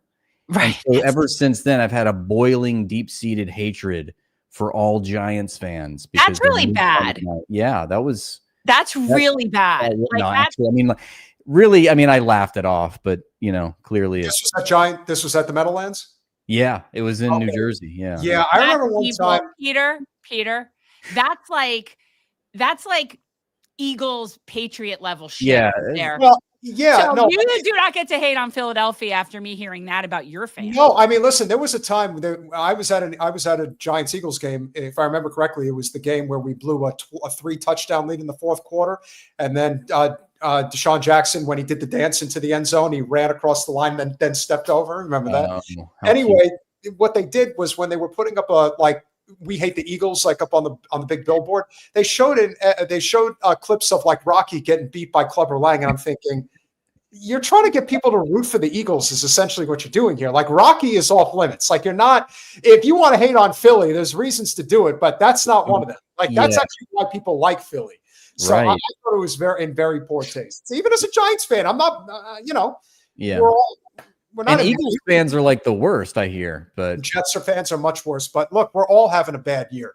Jed's a Dolphins fan. They're going nowhere. You're a Saints fan. They're in trouble. I'm used to it though. I'm used to it. Dolphins fans, we wrote the book on that. You know what I mean? We know what it's like. We have a lose every other year. Just be perennial losers and never win a Super Bowl, basically. Even though you have Dan Marino. What's that about? You didn't have a defense. And I love me some Dan. Dan the man. I met him a couple times because my friend's dad was one of his lawyers. Wow, Jen, you think you're better than me? Is that what you're trying to say? I am better than you. I was invited to his son's first birthday party when his first house in Weston. I'm just saying. Well, okay then. I guess Peter, can you answer this, please? Jen. Well, listen, in this channel, you come here and because I said something about not being okay with signing bonds for people to go against Russia. That means I'm pro-authoritarian. Do you people why is everything so binary? Rachel, the dichotomy. That's what we're talking about, the dichotomy. Be less concerned about a person who doesn't completely buy the narrative that this is all Russia's fault, and be more concerned about every member of Congress waving the Ukrainian flag. I think that's a problem. Just like I think it's a problem that the Israel lobby owns our government. And on the flip side of what transpired yesterday at Charlie Kirk's memorial, of the most influential people in conservative politics, particularly America First conservative politics, you had Charlie Kirk, you have Candace Owens, and you also have Tucker Carlson. And it actually reminds me of my favorite story ever.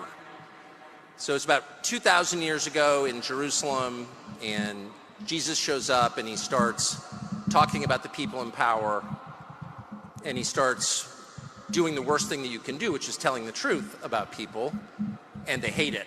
And they just go bonkers. They hate it. And they become obsessed with making him stop. This guy's got to stop talking.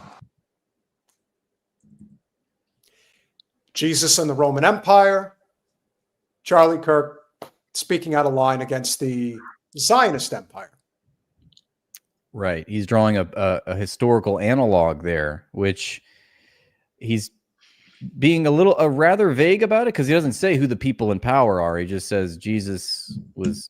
He's speaking to Christ as King people, so they're all going to be like, "Oh yeah, hooray Jesus!" And so, what's he getting at here? I think that there is definitely a division that's becoming a lot more obvious between the Catholics and the Protestants. This is almost like Ireland all over again, and in so many ways. I'll always, as bad as it's all bad. But if I have to choose, I'm siding with the Catholics, because in the end,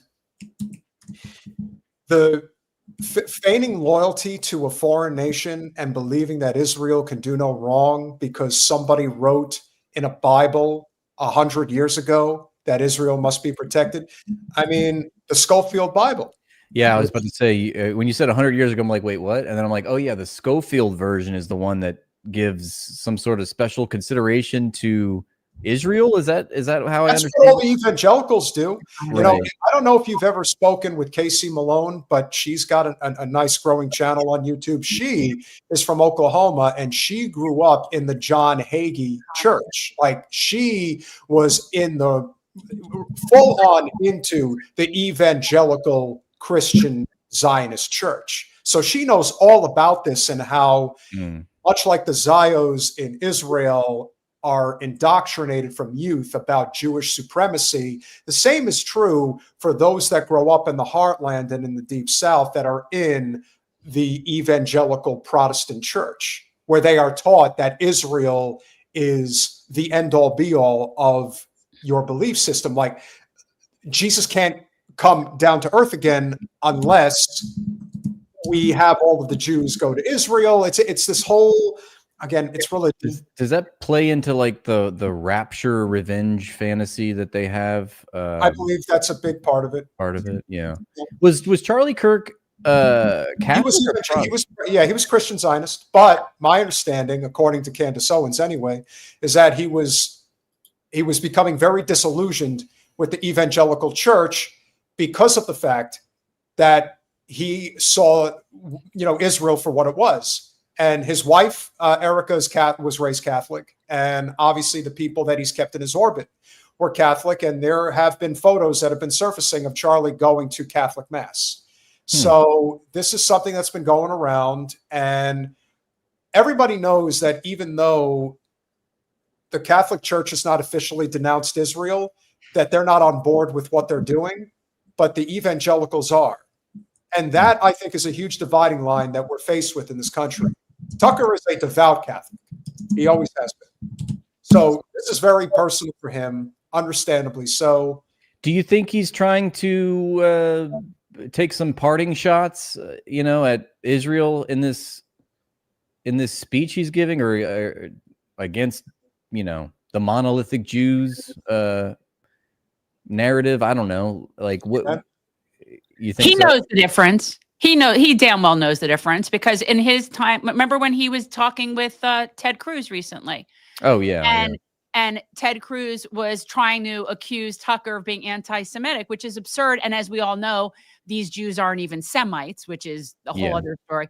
But no, he absolutely knows the difference. And I don't think there's anything remotely anti-Jewish about Tucker Carlson. I find him elitist. I find him grifty, and I have a lot of issues with him, but I wouldn't say he's anti-Jewish. So he damn well knows the difference. So he's definitely trying to speak to a certain audience. Yeah.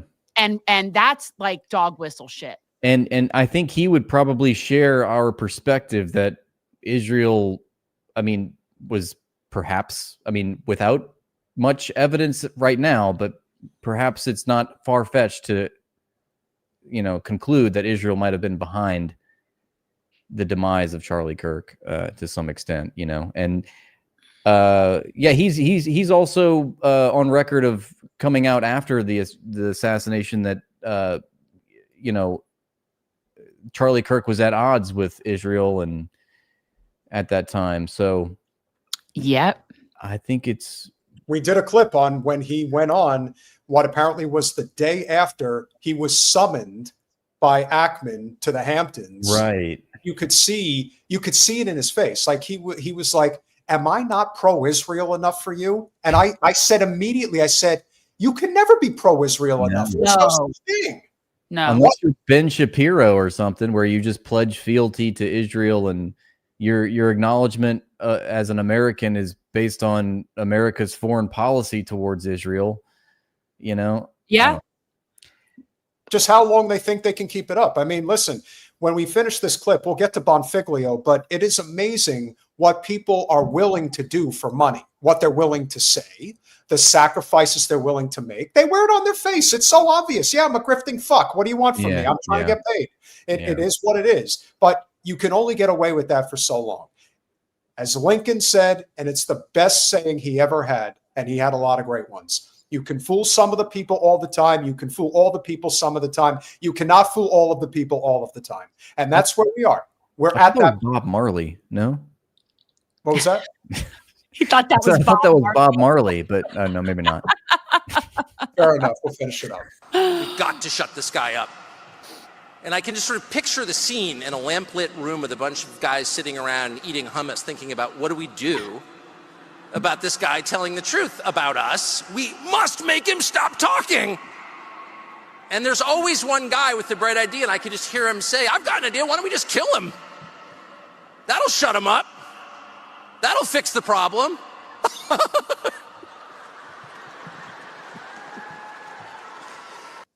That's balls, though. That's some fucking balls to stand there at this thing and say that at Charlie Kirk's memorial. Keep in mind, he said this in front of 100,000 people. Yeah, that's just talk about putting a target on oneself. Exactly. You know, you have, I mean, I'm sure in Tucker's conscience, he's thinking like, what's Israel going to do to me? You know, I mean, he's got a big enough target on his back. He's been a vocal critic of Israel for so long.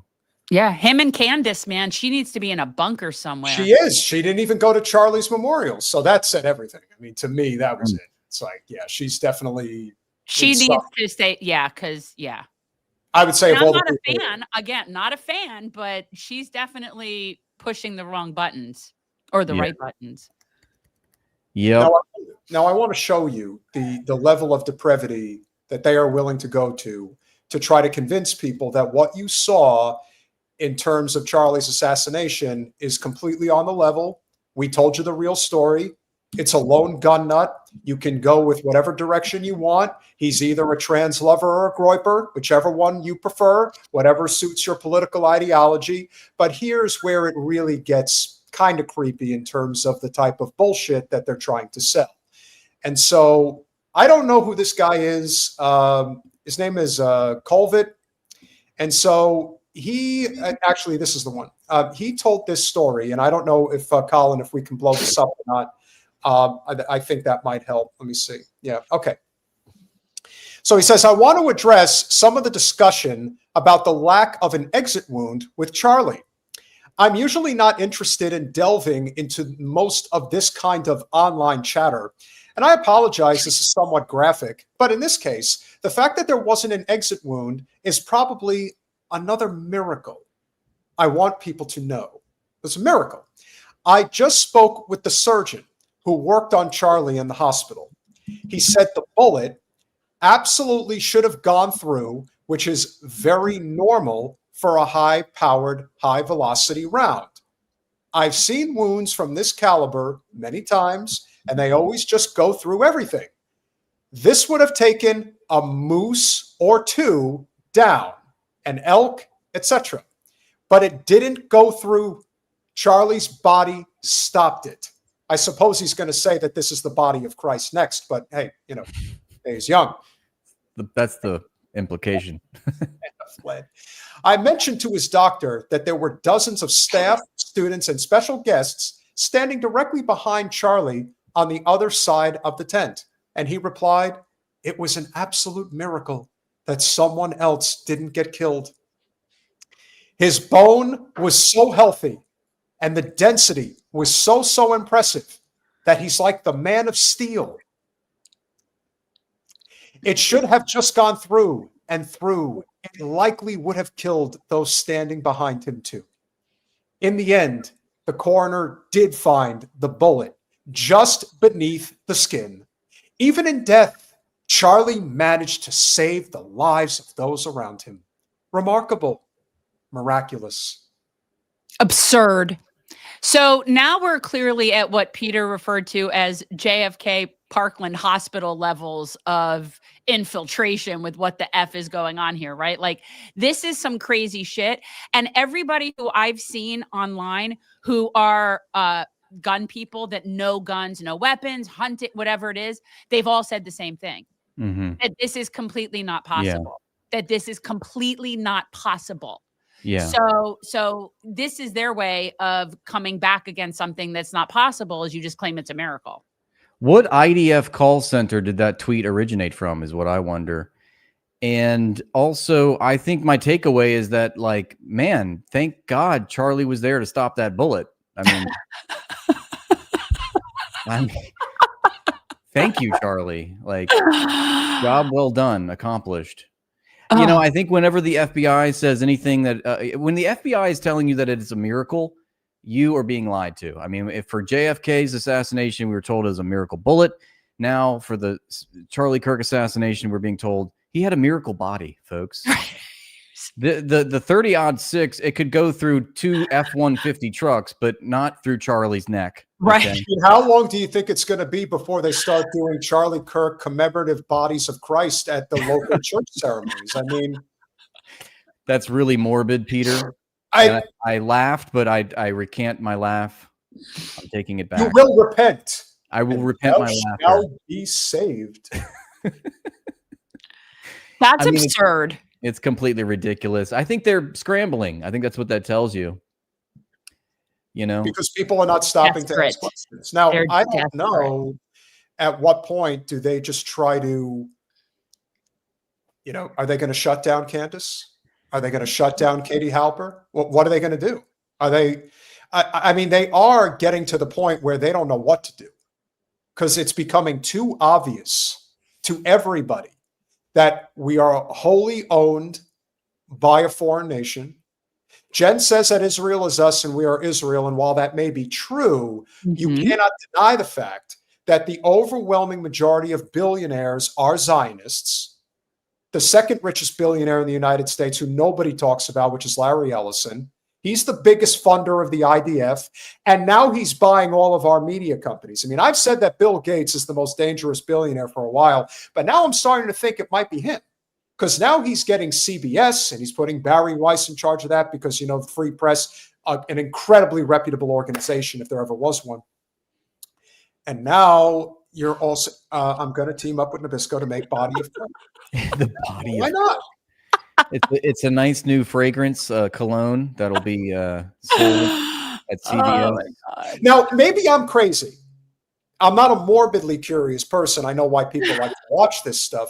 But I happen to have seen the original footage of his assassination within, you know, I remember when I saw Trump's attempted assassination within like the first 10 minutes. And as soon as I saw that shot, I said, oh, they tried to kill him. Like that was an assassination attempt. There's no question that that's. But yet his ear was fine. Again, we don't know the depth of which, you know, or lack thereof, because I got it again. It really screamed a lot more attention seeking than anything else. I don't see how you go from having your ear covered to having it not even have a mark on it. I'm sorry. I don't see that. I think that's bullshit. I call bullshit.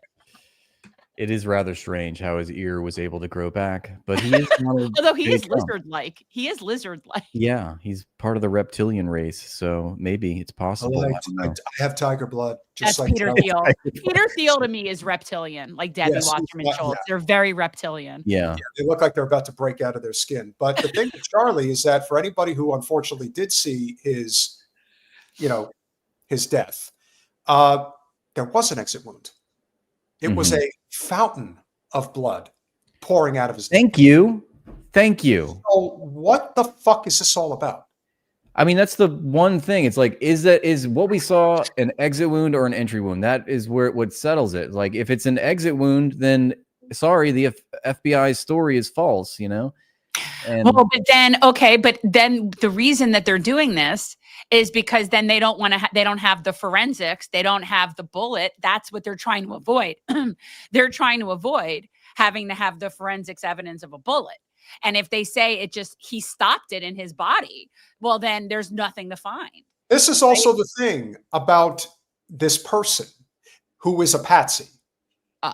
There has been no ballistic testing done because the body is already in the fucking ground. Mm. Everything looks like the JFK assassination. Mm-hmm. Being told one thing, you're seeing something completely different, and the powers that be are telling you you're nuts. Yep. You didn't see anything. Yep. It doesn't matter if you saw the Zapruder film and the exit wound came through the back, but because it was an armor-piercing round of a rifle, it blew up his head. Like, they don't want to talk about that part.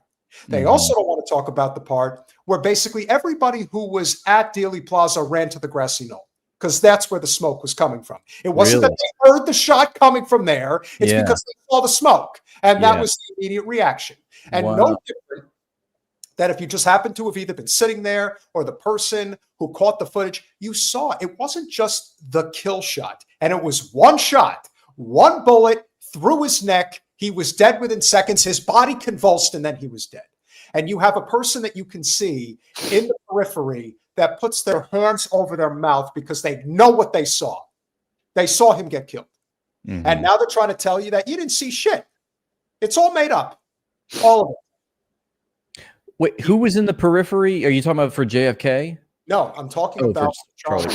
You see the shot. You can clearly see as Yeah. they zoom, as they're zooming in, you could see it looked like a lady, may have been like in her 50s or 60s, somewhere in that range. She had a hat on. And as soon as she saw the floodgates, if you will, open up, you can see her cover her mouth. She could not believe what she was seeing. Right. Have you guys seen the video where it's slowed down? You can see they claim you can see the bullet. I saw you doing that. I was just watching you cover that, and that's really weird. And so then, you see sort of the flashpoint behind the muzzle flash, right? You see that at the exact same time that you see, like, it there's all some syncs up definitely weird perfectly. stuff. Yeah. Some people are saying, well, you can't actually catch the bullet on an iPhone or something, but I don't know. I mean, I don't know what you guys have. It's not like I'm a scholar on guns. No, I don't know. I just know that something is off. A lot of things are off. Yeah. I think that this is definitely an inside job. There's no way that this kid was on the roof and this was that didn't happen. Yeah. The kid was on the roof, just like Oswald might have been in the book depository. That's the point of being the patsy, is you're where you need to be. But there's no way. And it isn't because it was such a hard shot to make. I don't think that at all, because I've heard people saying it actually wouldn't be a hard shot to make for people who go hunting and know what they're doing. But that's not why it's wrong. It's wrong because we're supposed to assume that he jumped off the roof with a rifle in his pants that he had already disassembled and had part of it in his pants and part of it in a bag. And then he stopped while running from authorities, mind you, to reassemble the firearm and leave it for them in a nice location, wrapped. And then tell everything up to his trans lover, right? Right. And in a text that looks like it was written by AI. Yeah. In 1884, my love. Like, my vehicle, my heart. My vehicle. That one alone is like a dead giveaway. Yeah, this is where we have to talk to people, like tell Peter Thiel, the jig is up. We see right through your bullshit. The jig is up and the fix is in. Yes. And the fix so, is in. And to me, at the end of the day, the details, we could sit there and stew over them forever. At the end of the day, all roads lead to the Zio state. For sure, 1000%. That's what I know. Did you see, I don't know the veracity of this. This could be completely harmful disinformation, but I did see someone covering a supposed statement made by Tyler Robinson as he's being interrogated that they are going to come. He basically says they are going to come after my family and everything if I say what happened. I'm like, Jesus. Yeah. Just like they brought the family. Again, all of it is connected to one entity. And this is the entity that is now saying, while everyone's paying attention to Charlie and everyone is paying attention to Jimmy fucking Kimmel of all people, this story. Zio. Yeah. Jimmy Kimmel the Zio. Yeah. This is the story that really matters. The United Nations has officially recognized a Palestinian state. They hung the Palestinian flag in London today. And the person who actually controls this country had this to say. מסר ברור לאותם מנהיגים שמכירים במדינה פלסטינית לאחר הטבח הנורא ב7 באוקטובר. אתם מעניקים פרס עצום לטרור. ויש לי מסר נוסף עבורכם. זה לא יהיה. לא תקום מדינה פלסטינית ממערב לירדן. במשך שנים אני מנעתי את הקמתה של מדינת טרור זו מול לחצים אדירים, גם מבית וגם מן החוץ. עשינו זאת בנחישות ועשינו זאת בתבונה מדינית. What wisdom? Also, I always notice, like, okay, what language is he speaking? So who is this? Who is the audience? Who is this intended for? It's intended for his people. To the UN, you know, but he's speaking Hebrew. Mm-hmm. And you know, it seems like he's threatening the rest of the world, right? Like, it's not going to happen. Yeah. He's posturing for his own people. He's losing it, man. He's posturing for people in Israel. That's who he's posturing for. Yeah, he's basically telling them, I won't stand for it. I have your back. Like, right. If he were really speaking to us, he'd be speaking in English. Oh, for sure. I'm also at the point where I'm thinking the reason why he's been able to get away with this for so long is because he's made it very clear. I'll drop a nuke if I have to. I have no problem with doing that. Yeah, the Samson option, dude. They are. We were talking about this a couple minutes ago when you were like, "What's their plan? Like, what do they think they're going to be able to do?" Like, I thought this too. Like, do they think they're just going to be able to K-word everyone? They're just going to go just like that's. I think that's what their plan is. Like, they want to incite the world against them, and it's working. And they want to eventually, you know, go nuclear with the whole thing. I mean, it's pretty scary, but like, they are just off the reservation, and I don't know. We're headed for dark and strange times, as dark and strange as it already is. Well, we've been saying that he's running out of real estate. Mm-hmm. They all, again, this all gets back to the conversation you had with Bonfiglio on Tim Pool's show. It's like Bonfiglio. Yeah. Yeah. It's like you want to tell him, you want to tell that fucking gorilla. It's like, do you not understand that everybody sees through you? Everybody knows why you're saying this. Everyone knows you're being paid to say it. You are so desperate to be in the club that you're willing to sacrifice your own fucking countrymen in order to do it. Yeah, there's a lot of desperate people out there. But you know what? There's always ways to make money. Always. I drove Uber and Lyft when I didn't have a pot to piss in. I know exactly what needs to be done to survive. Do you need to sell out? Yeah, right. He's not a good commentator. You know, that's the other thing. You get some of these people that pontificate, and they're not even good at it. They're really shitty. Like, he comes off like a total dega-wop, like the guys that I grew up with in New Jersey that basically have to wear the Italian chain. They got to wear the big cross, and they're going to talk like an Italian tough guy, and that's who he comes off like. And all I'm thinking is, yeah, maybe you'll make a few bucks. Maybe you might get somewhere for a minute with this, but you sucking off the Israel lobby 24/7? Dude, what's going to happen when eventually they don't have anywhere to go? You are going to be cast out like a fucking leper. As we know where they're going to go. Well, yes, we do. Argentina. Yeah, they're going to go to Argentina.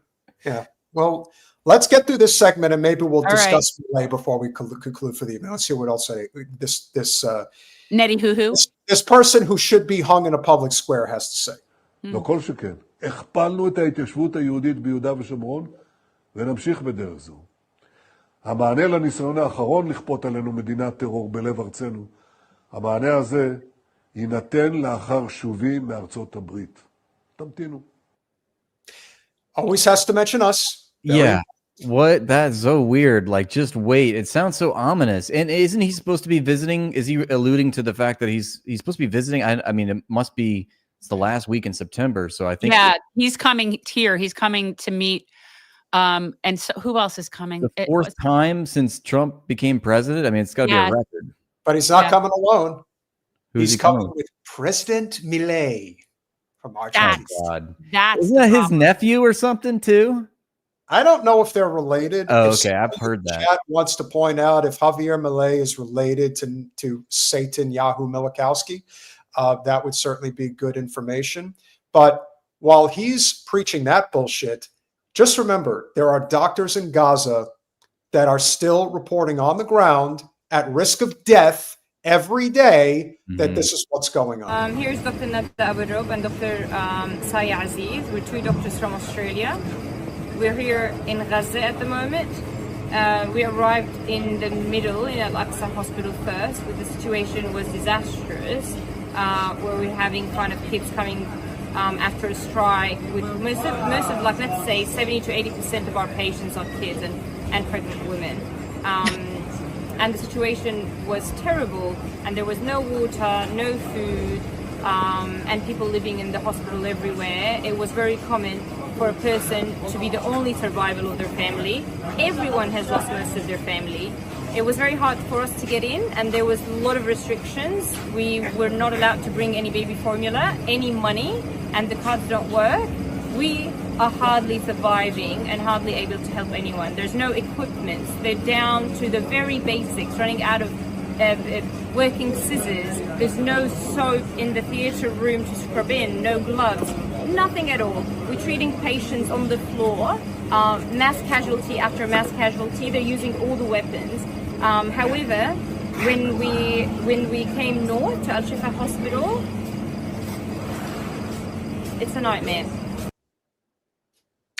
See, the rage. See, Stephen Miller can't possibly understand this rage. That's a really convincing piece of production that we just watched from a Hollywood soundstage. Gaza Wood. Yeah. Yeah. Nice green screen. Oh my God. No, I've seen this clip, and she talks about, delivering a beheaded woman's child, and thankfully, like, the child survived. For now. Yeah, for now, exactly. And it angers me to a point where I feel like I am so mad at Israel, of course, and I can't stand, but I also think about just not only our complicity in the West, but like how they can't do this without an economy, they can't do this without a supply chain. I like talking about the supply chain of genocide. When you think about just how destructive a genocide is on an industrial scale, and yes, it's immensely destructive, but consider how exponentially more creative power and organizational power and energy goes into this economy of a genocide. And that, I just think, like, at any point in this supply chain, we could have had workers defecting or organizations, not being complicit, not aiding our government, not aiding the Israeli state, and how that would have stopped this. But no, it carries on. People are making a fucking killing, literally. And so that's why it continues. We made a viral clip recently about how they're going to, it's already started, but the Israelis are mass migrating to Cyprus, but it's not the only place that they're going. They're also going to Argentina. And as we can now see, Argentine President Milei to meet with Trump and Netanyahu in New York when they are planning to meet. Look at that. He looks normal. He looks like a vampire. It's like a really scary Twilight. Johnny Cash Liberace situation. That's a great comparison. But it's friggin' horrifying. Yeah. What was I going to say? Wait, so this seems like we're living in a neoliberal hell. Yes. Basically. Yes. What this is. What are they going to meet about? Like, what's going on? And so I'm going back in my mind to Netanyahu's statement where, like, just wait when I come back from the United States. Just wait. Like, what? I think it's pretty obvious what's happening here. Mm-hmm. I think that we have seen there's already been significant monetary exchange between the two. Well, I don't consider the real Palestine. Israel is not a real nation. It's fake. But let's just say, for the sake of argument, that we are discussing two nations. The monetary exchange has been pretty significant. And Milei is a nutcase to begin with.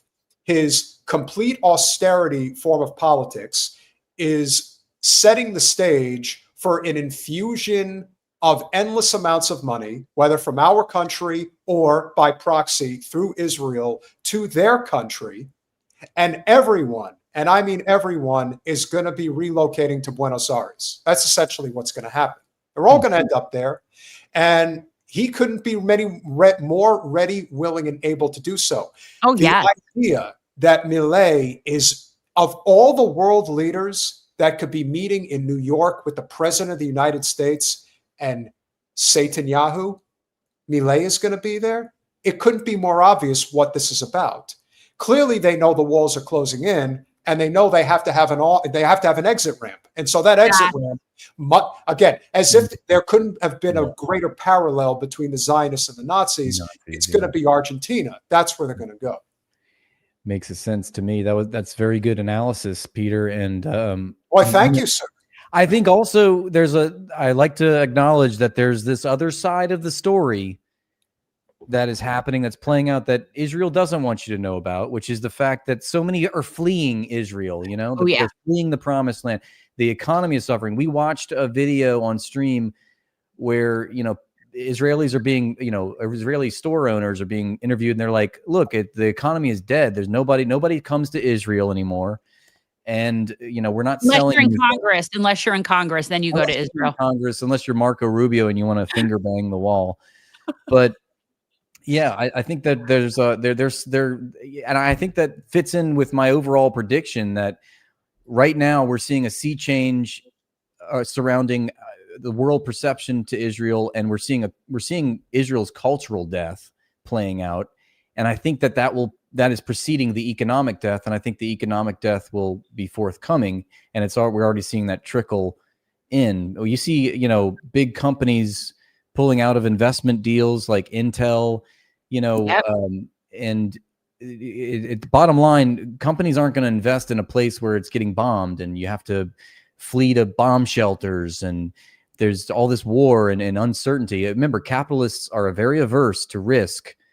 They want certain, you know, returns on investment. So if Israel can't do that, you know, it's sayonara. And we saw Netanyahu as well this past week. I think he was pleading to his donor class that, like, we need to have our own manufacturing in Israel, because we're starting to see like countries like Spain,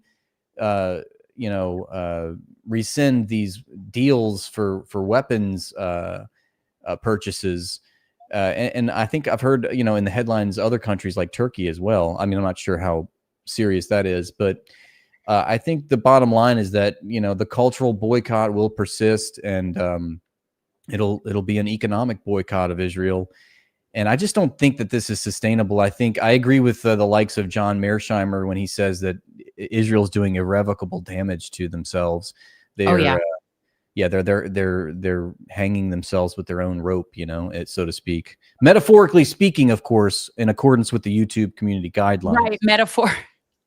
But no, I think and I feel bad for Cyprus. You know what I mean? Like, that's a nightmare, because let me tell you, when you talk about Israelis fleeing, that's the bane of my existence here in South Florida. That's one of the reasons I need to leave South Florida. Yeah, they're coming to South Florida. Oh, we're infested. We've always been infested, and now our infestation has gotten an infestation. So it's a real problem. It's a real. I can't be around it. I just can't. I have like a 10-foot. Look, I got a 4-foot perimeter from most people just in general, but Zio's, it's at least a 10-foot perimeter. Like, restraining order. Argentina Cyprus is go ahead, Peter. No, please finish your thought. Well, I was just saying, you mentioned Cyprus. It's already like an Israeli hub, from what I understand. I know, because it has military bases there. That's why. Yeah. That's all I was going to say. Yeah. No, it's not good. I feel bad for them. And the people in Cyprus, like, they're not having fun with it at all. Like, they don't, and it doesn't get better. I hate to tell you guys in Cyprus, it will not get better. They will hunker down and dig in, kind of like leeches, or I don't know, parasites. Like, what do we call them parasites. Yeah. And then what we used to have were chiggers. We had chiggers at camp, and you had to use to cover your skin with nail polish, because that was the only way to suffocate them out. Yeah. Argentina, take that metaphor however you wish, Jack. Exactly. There are things that Jen can say that some of us can't say. That's true. I'm learning. Argentine President Javier Milei will meet with his U.S. counterpart, Donald Trump, the Donald, on Tuesday.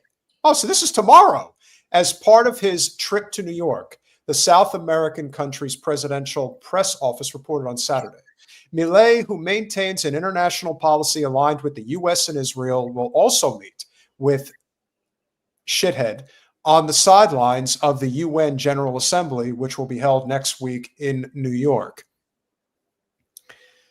The Argentine president reaffirmed this week that his country will open its embassy in Jerusalem. So, another little caveat that a lot of you may not know. Like the United States, Argentina is now the second nation, and probably the only other one, that is moving their Tel Aviv embassy to Jerusalem. That's a nice little development that not many people probably will. Right. And if for those of you that don't know that, Jerusalem is occupied territory. That's supposed to be the Palestinian capital. So when Trump moved the U.S. embassy to Jerusalem, as I believe he did in his first term, yes, that was like a big fuck you to Palestine. Oh yeah. Yeah. Absolutely. So Milei is following suit. Shocker. Yeah. Milei has also repeatedly declared his support for Trump, with whom he has already met since taking office in 2023. Argentina, which maintains an agreement with the IMF, is seeking support for its economic policy at a time when financial markets have suffered severe tensions following the ruling party's defeat in legislative elections in the province of Buenos Aires. You mean to tell me that austerity politics doesn't work? That's news to me. Shocking. Colin, if you would, please. Wait, what? Colin? Our producer. Oh, Colin. Okay. Oh, is Colin operating the Correct. Oh, what? He's Shout the out to invisible- Colin. Do you the know invisible Colin? hand in the magic. No, way to go, Colin. I'm Yeah. pleased to meet you. On Monday, Milei, Foreign Minister Gerardo Wertheim, and Economic Minister Luis Caputo, among others, will meet the IMF Director Kristalina Georgieva. Oh, nice name, shitty person though. Neoliberal meeting and in the neoliberal capital of the neoliberal hellscape that we all live in. I'm And just so you know, Colin is the producer extraordinaire for our show and Status Quo. Yeah. Oh, cool. All Yeah. right. I know of Status Quo as well. Their Yeah. base is. I think we watched a video of theirs like yesterday or something. Yeah, that's really that's real actual on the ground journalism.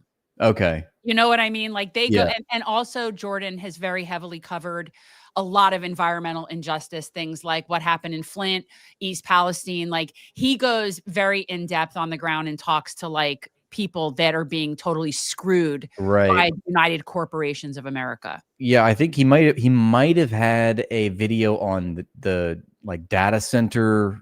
Yes. Yeah, that's probably what we watched because I've been covering that too. Like, yeah, the AI industry and all In the Indiana, just outside of Indianapolis. Yeah, is that one right? I think Amazon's trying to build their. Well, he is. Well, Jen. Yes. Since we have an esteemed guest here, would you like to show him your graphic skills? Okay, all right. We used to do graphics a lot more, but whoa, I like it. This is a meme. You're a meme lord. well, I only know how to do Canva. Like I have very limited skills, but Like, we what? used to have the Oligarch Chronicles, which was a little bit different. And then this is the new Oligarch Chronicles, Tales of Emasculated Men Vying to Destroy the World. And I really just put them all with who I think of when I see them. Yeah. Oh, that's good. Lord Farquaad. I don't know any of these except for Dr. Okay. Evil. That's Okay, so Lord Farquaad is from Shrek, from the movie Okay. Shrek. Syndrome is from The Incredibles. And Aloysius O'Hare is from the Lorax. He was the guy that bought up all the oxygen so that nobody else, you had to buy oxygen from him. And he made it so that nobody could have trees. So there was no oxygen unless you bought it from him. And so that's why he's Bill Gates to me. Well, Gates, of course, buying up all the farmland. yeah. That makes sense. I feel like you're slandering cartoon villains by associating them with real A life. little bit. But if you ever have a chance to watch, so Lord Farquaad is voiced by John Lithgow. which is brilliant in and of itself. Good. So the whole premise of this guy is he's this tiny little man, but he rides on this horse with these big fake legs so that he looks like he's all man. So it's Napoleon. Yes, basically with literal fake legs that he puts on. And that's how I think of that's Elon Musk. Yeah. It's like it's hard to say which one I hate the most. They're all right. No, I know it's a crapshoot, and there's Bezos really is Dr. Evil. Like he does look like that. You can also think Lex Luthor is Peter Thiel, maybe, or no? Lex Luthor could also work for Jeff Bezos. I guess because of the bald factor. I would Stephen say Miller could also be one of those. Oh yeah, like there's no shortage of villains. Like this was, we could definitely, Like, I don't know much about Larry Ellison being anything other than a modern day robber baron who is using his power to control media, and obviously is a Zionist, so he's supporting the Zio state, supporting the Zio military. But to me, there is something about Alex Karp and Peter Thiel where, I mean, to me, Palantir is 1984. Okay, here's the original Aligar Chronicles. This was the original. I laugh at the French beret. That was what got me. Like, that's what I noticed first. Peter loves the beanie on Bezos. Of course. Well, that's the beanie's pretty good. He looks like a gangbanger or something, which he is. He went to Tim's compound as you did. Let me tell you, Jen got Tim to take off the beanie. I was beyond impressed that she got you went on Tim's show? I've been to the compound. Peter and I were at the compound. Y'all both went. Okay, I didn't know that. Well, we should. Yeah. We haven't even talked about that, but yeah, the compound. Yeah. It's something, isn't it? It's quite a something. I judging by the views that he gets and like the sheer scale of production, I wonder if it's all worth it. Like, I don't know. It seems like it's such a production. He's got a whole, it's an entire business. He's got a whole staff, Absolutely. Well, he has to. Yeah. I mean, he has to. Our favorite congressman, he got Thomas Massey to go on there. He's got a real thing. No, he does. I'm just saying, sometimes I look at his videos and he's got less views than I do on some of my videos. I'm like, is it worth it? Like, he's paying all this money to have this. Maybe I'm being jealous because I wish I had a compound like that. But are you just looking on YouTube? Are you just looking on YouTube? Yeah, that's what I'm. Yeah. Okay, because he also has a whole other thing on other. Like, he's also on Rumble. He's got. That's what I was wondering. Like, where is? Because I don't see it. Like, is he bigger on Rumble? I mean, he's got millions of subscribers on YouTube. He's got millions of people that follow. I mean, clearly he's established. I'm not. Well, he is, but I got to tell you, I think he has. Look, he's a nice guy. He's definitely. His business is everything to him. And like a lot of these content creators, the difference with somebody like Tim Pool versus somebody like Benny Johnson, I don't think Tim is a bad guy. I think Benny Johnson's a bad guy. I think he is a complete opportunist. Drew is, this is what slander looks like, folks. Funny. Okay, this is libel. That's just so slander. funny. I won't stand for it. It's harmful disinformation, Drew. And who is Benny Johnson again? I feel like I don't know that name. Benny Johnson is a guy that I only learned of him today. Like, I would have never known who that was. So he's part of what you would consider the sort of. He's in that same category as Posobiec and anybody else that's built a really large platform supporting MAGA over the past decade. Okay. And he's nothing but incitement content. That's basically what he does. And Saul's calling him New Dave Rubin. New Dave Rubin? Yeah, that could work. I don't know. So can I ask you guys, what was your I need to study up and maybe watch the link after we get done here, but what were you all invited to talk about on the Tim Pool podcast? Oh, isn't that interesting? Well, I was running. So I was a candidate at the time. Yeah. And this was the first campaign. So this was in 2020. And so I was just I'm this person challenging someone that everyone hates, right? Because everyone hates Debbie Wasserman Schultz. Like that, she's just a very universally disliked person. Okay. So it got me invited onto platforms. Okay. So if you run against someone that people hate, you'll get invited onto platforms. Okay, gotcha. And not only that, but the conversation was as much as it was Tim, and this was Tim with his original crew, and he used to have like a resident content creator that would show up, and in this case, it was Luke Rakowski. And so he and Jen were going back and forth for like an hour, and by the time it was over, Luke is just sitting there and he's like, I'm really not supposed to like you, but I do. Well, the best was though in the chat. I think I got called communist Karen, like probably. Oh my God. Yeah, they love I noticed that too when I was reading through the comments, which I don't like to do, but it was funny. I didn't know until afterwards because I couldn't. He has too many people. Like I couldn't have followed it anyway from where I was sitting. But I just think it's so funny. I want you to forgive me because I know I should remember this, and I know this may be something you don't want to reveal, but maybe I think you've revealed it before. Can I please call you by your first name? Sure, it's Andrew. Andrew. Okay. Yeah. So I want to tell you, Andrew, as I would tell the audience and I would tell everybody. When I first got into commercial real estate and I was in South Florida, I went to show this multifamily property in a very poor, poverty-stricken area in a community called Pompano Beach. And I'm checking out some of these apartments. And one apartment I had to go in and check. And it was this guy, was in the middle of the day, so probably wasn't working. Who knows what his job is? I don't want to assume anything, but he lived in a 400 square foot, small, rundown apartment. And he's standing at his laptop and he's watching a YouTube channel. What's he watching? Tim Pool. So to me, that speaks a lot to a lot of these audiences, who these people are actually catering to. People like Tim, for better or worse, caters to the right side of politics for people in which capitalism has failed them. And they're looking for somebody to blame for why things are not good.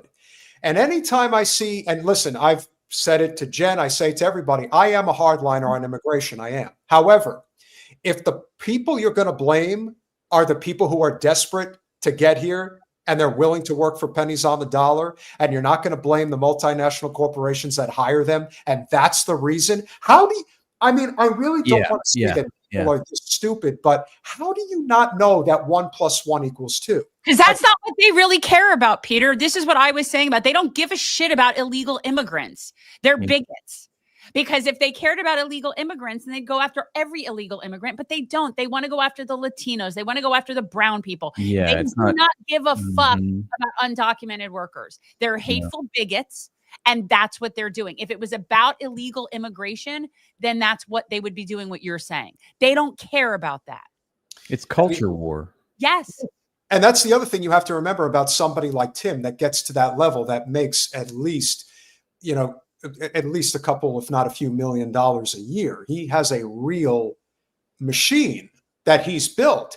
And there is such a thing called audience capture. And if your concern is about maintaining that audience and not getting off the reservation or getting on the bad side of the corporate algorithm in which Google could just shut you down anytime they want, that's why he's offensive. I don't think he supports what's going on in Gaza for even a second.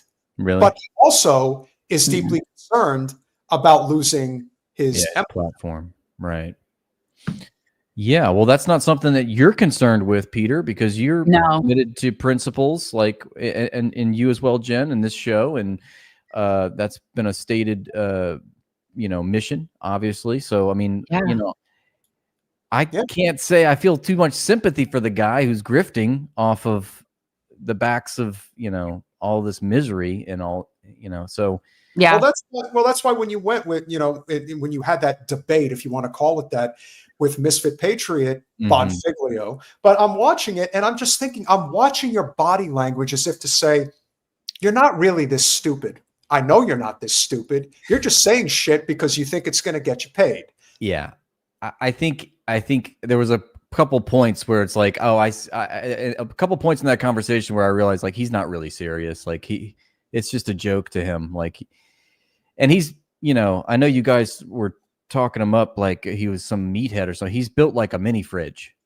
So it's not that impressive. I think I was taller than him too. And I'm not that tall. That doesn't surprise me. I mean, I'm 6'8", you know, but, with washboard abs, so I guess I can be kind of intimidating. Well, but I'll tell you, I mean, I'm over 6 feet tall, and when I met Russell Brand, I mean, he's a legit like 6'3", I would say. He's a pretty tall guy. But I was even talking about his conversation with Fuentes the other night, and he's doing it without a shirt on and stuff like that. Like, there's just, it gets to a point where when you see the grift, when you see what's going on, I don't know how you keep watching. I tried to get Jen on Patrick Bet-David's podcast because it's very close to where she lives. And they ran us through the ringer trying to grift because he's a total scam artist. We all know that. But he was trying to get us to buy like one of his, you know, whatever you call. He wanted us to buy his system in order to have me come on the show. Like one of his packages. You know, here's your intro package. Whatever. And then I'm thinking, yeah, this whole thing is a joke. Just like Adam Sosnick is a joke, and I call him Patrick Bet-David's APAC, or Patrick Bet Star of David's APAC handler, because that's basically what he is. Because he's universally hated by everyone who watches, including his own people in the chat who say, I love you, Patrick. I love you, Vinny. Get Sosnick the fuck off this channel already. The only thing that makes sense, especially when you're so desperate to try to maintain the Israel talking point, because you're getting, if you're on the corporate algorithm, you can be as much of a wet paper bag as David Pakman and still build an empire. You don't have to have you don't have to have personality. You just do what the fuck you're told and you'll get it. Yeah. For people like us, we're actually on the side of justice, and justice is not on the side of capital. Right. That's the problem. Absolutely. Yes. And Patrick Bet-David, I think, became wealthy because of a multi-level marketing pyramid scheme. Oh, yeah. Exactly. Yeah. Exactly. That tells you a lot. They proved that about 2 to 3% of the people that actually join his mastermind actually make any money, like legitimately make money. And that's all you need to know, that the system's breaking. And the good news is we have found each other. Some other channels have as well. And anyone who is on the side of populism, especially left populism, has to coalesce.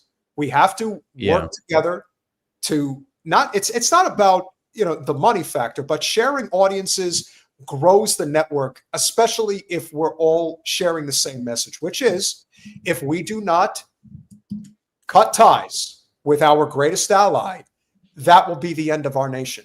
They will drag us to hell with them.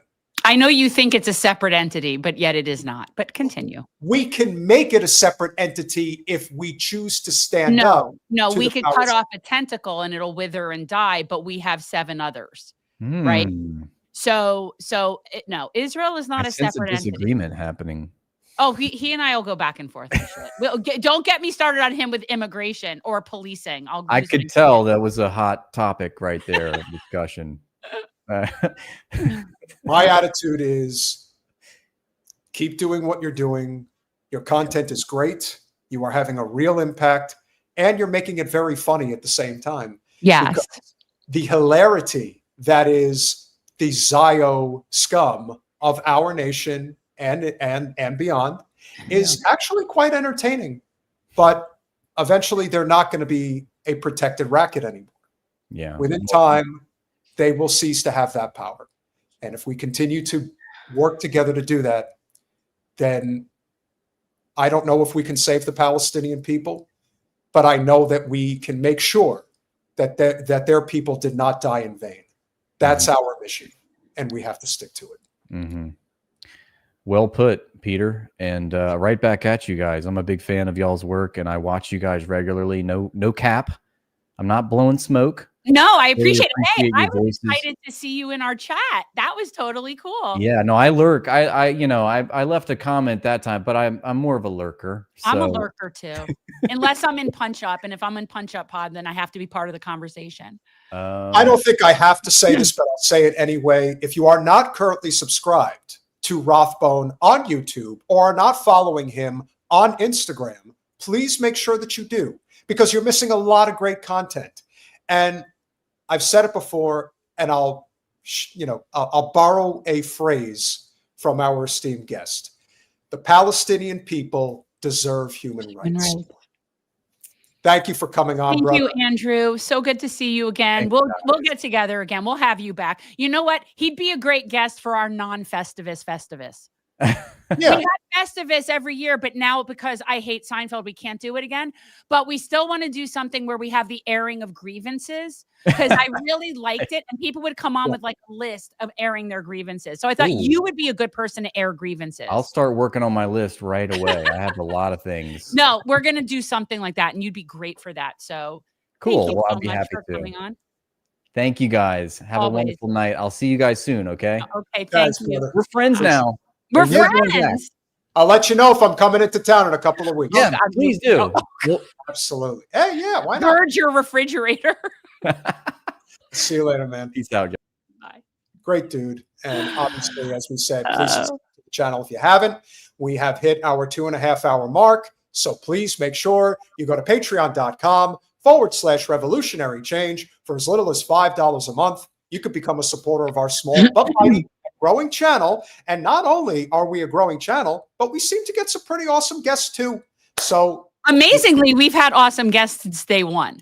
yes, we have. We're going to be also be on the lookout, guys, as we approach our 5-year anniversary. We're also going to be doing some throwback clips of special guests that you may not have even been aware of. It's amazing. Yeah, You know, people who are new do not realize some of the amazing guests we've had. Like we were like teeny. when and we Oliver had- Stone on our Yeah, channel. Again, this is why Jen and I have like the CSP thing, because I was just going to say, we had Oliver Stone on, and there was Oliver a clip Stone. when we had Oliver Stone that only has like a few hundred views. Yeah. Like if we drop that now, it could be thousands upon thousands of views. And a lot of people can see the great content that we had. And so for those that are here, and again, have dropped in some super chats, we got to give some love. Mark J with the $5. Thank you, Peter, Jen, and guest. His name is Rathbone. We know his real name, but go by Rathbone. It's huge that you take the time out of your lives to do this. And yes, we do take the time out of our lives to do this. We don't sit around thinking about how can we grift more and make more money. This is about if we can make money. Look, if we did that, we'd really suck at it. And I'd say, Yeah. do not follow our advice because clearly it has not taken. No, if we do make some money, that's great. But in the end, we know what the mission is. The mission is free Palestine. Danny, thank you so much for being a 2-month member. Honeypot for sure. Hey, look, if it turns out that Mrs. Kirk is a honeypot situation, that wouldn't surprise me. Can't prove it. Look, honeypot, plant, somebody that was just an arrangement, something that worked out conveniently, something that they would have somebody who they already approved of and liked on the inside. I mean, it doesn't necessarily need to be any one particular scam type, but something definitely contrived. Agreed. JG 1982 with the $2. Jimmy Kimmel sucks. JG 1982 with the $5. Political violence is their norm, but they fear free speech. They hate when we become uppity. Yeah. Couldn't have said it better. I definitely agree. And people are getting uppity now, Jen, if you haven't noticed. Oh, what I'm excited about is that now the red people are pissed. See, it was all fun and games when they were just pissing off the blue team. The fact that now the red team is pissed and you've got people like Tucker Carlson coming down on the right side of history on this, it's like it's a matter of time. It's a matter of time. It's game over because the blue people, they can't have a revolution. They're not capable. Blue people, look, I just had a very big challenging experience towing my camper, hooking up my camper. It's a lot of stuff, right? And the blue people, they don't change tires. They don't do that kind of shit. The red people, they're serious. Yeah. So the fact that they're angry and armed, that's the problem. And the blue I'm here people, for it. and creatures of comfort. Yeah. That is a huge difference between the blue and the red. No two ways about it. A big shout out to a tremendous contributor, Ashton Milky Way, with the $49.99. Wow. You think the rapture happens tomorrow?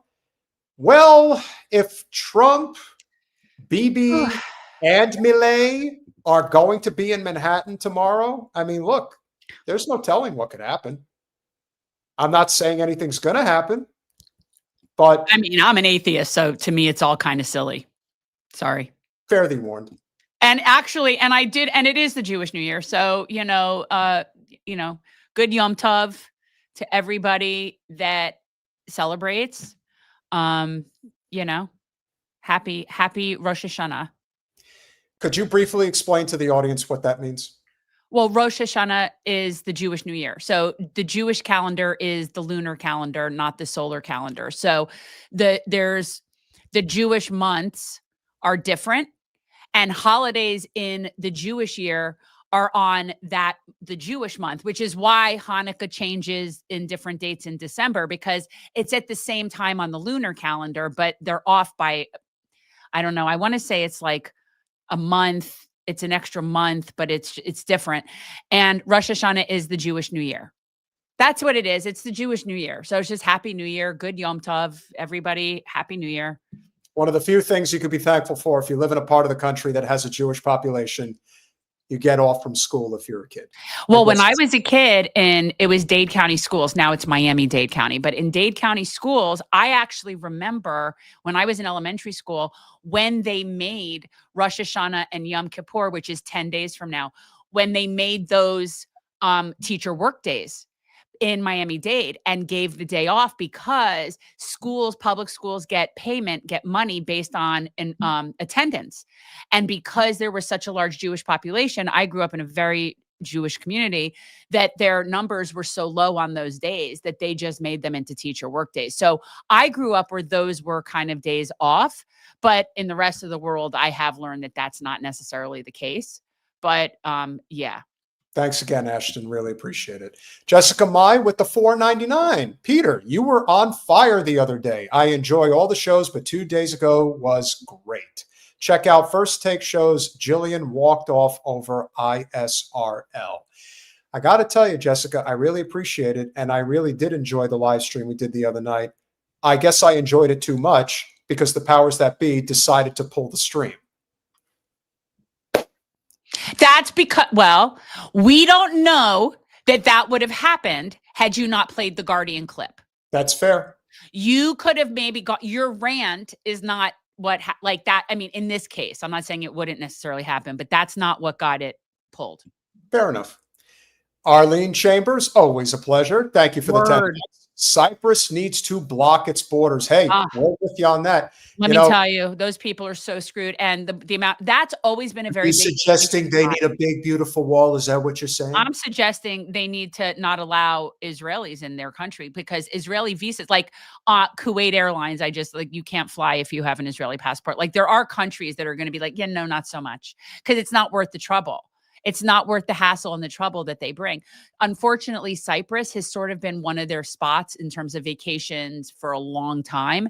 And I'm sure that it's very economically worthwhile to the powers that be in Cyprus, both Turkish and Greek. And there's money to be made for the people in charge there. So that's why it happens. It's all because of that. It's not, they just love the Israelis. Nobody likes the Israelis. On that note, thank you all very much for being here this evening. Make sure that you smash that like button. Make sure you're subscribed. Make sure that you share. I don't give a fuck. They're just not our problem. Exactly. That's a good answer. Not our problem. Eventually, they'll just have to figure it out on their own. We love you all. What do we have coming up on Thursday?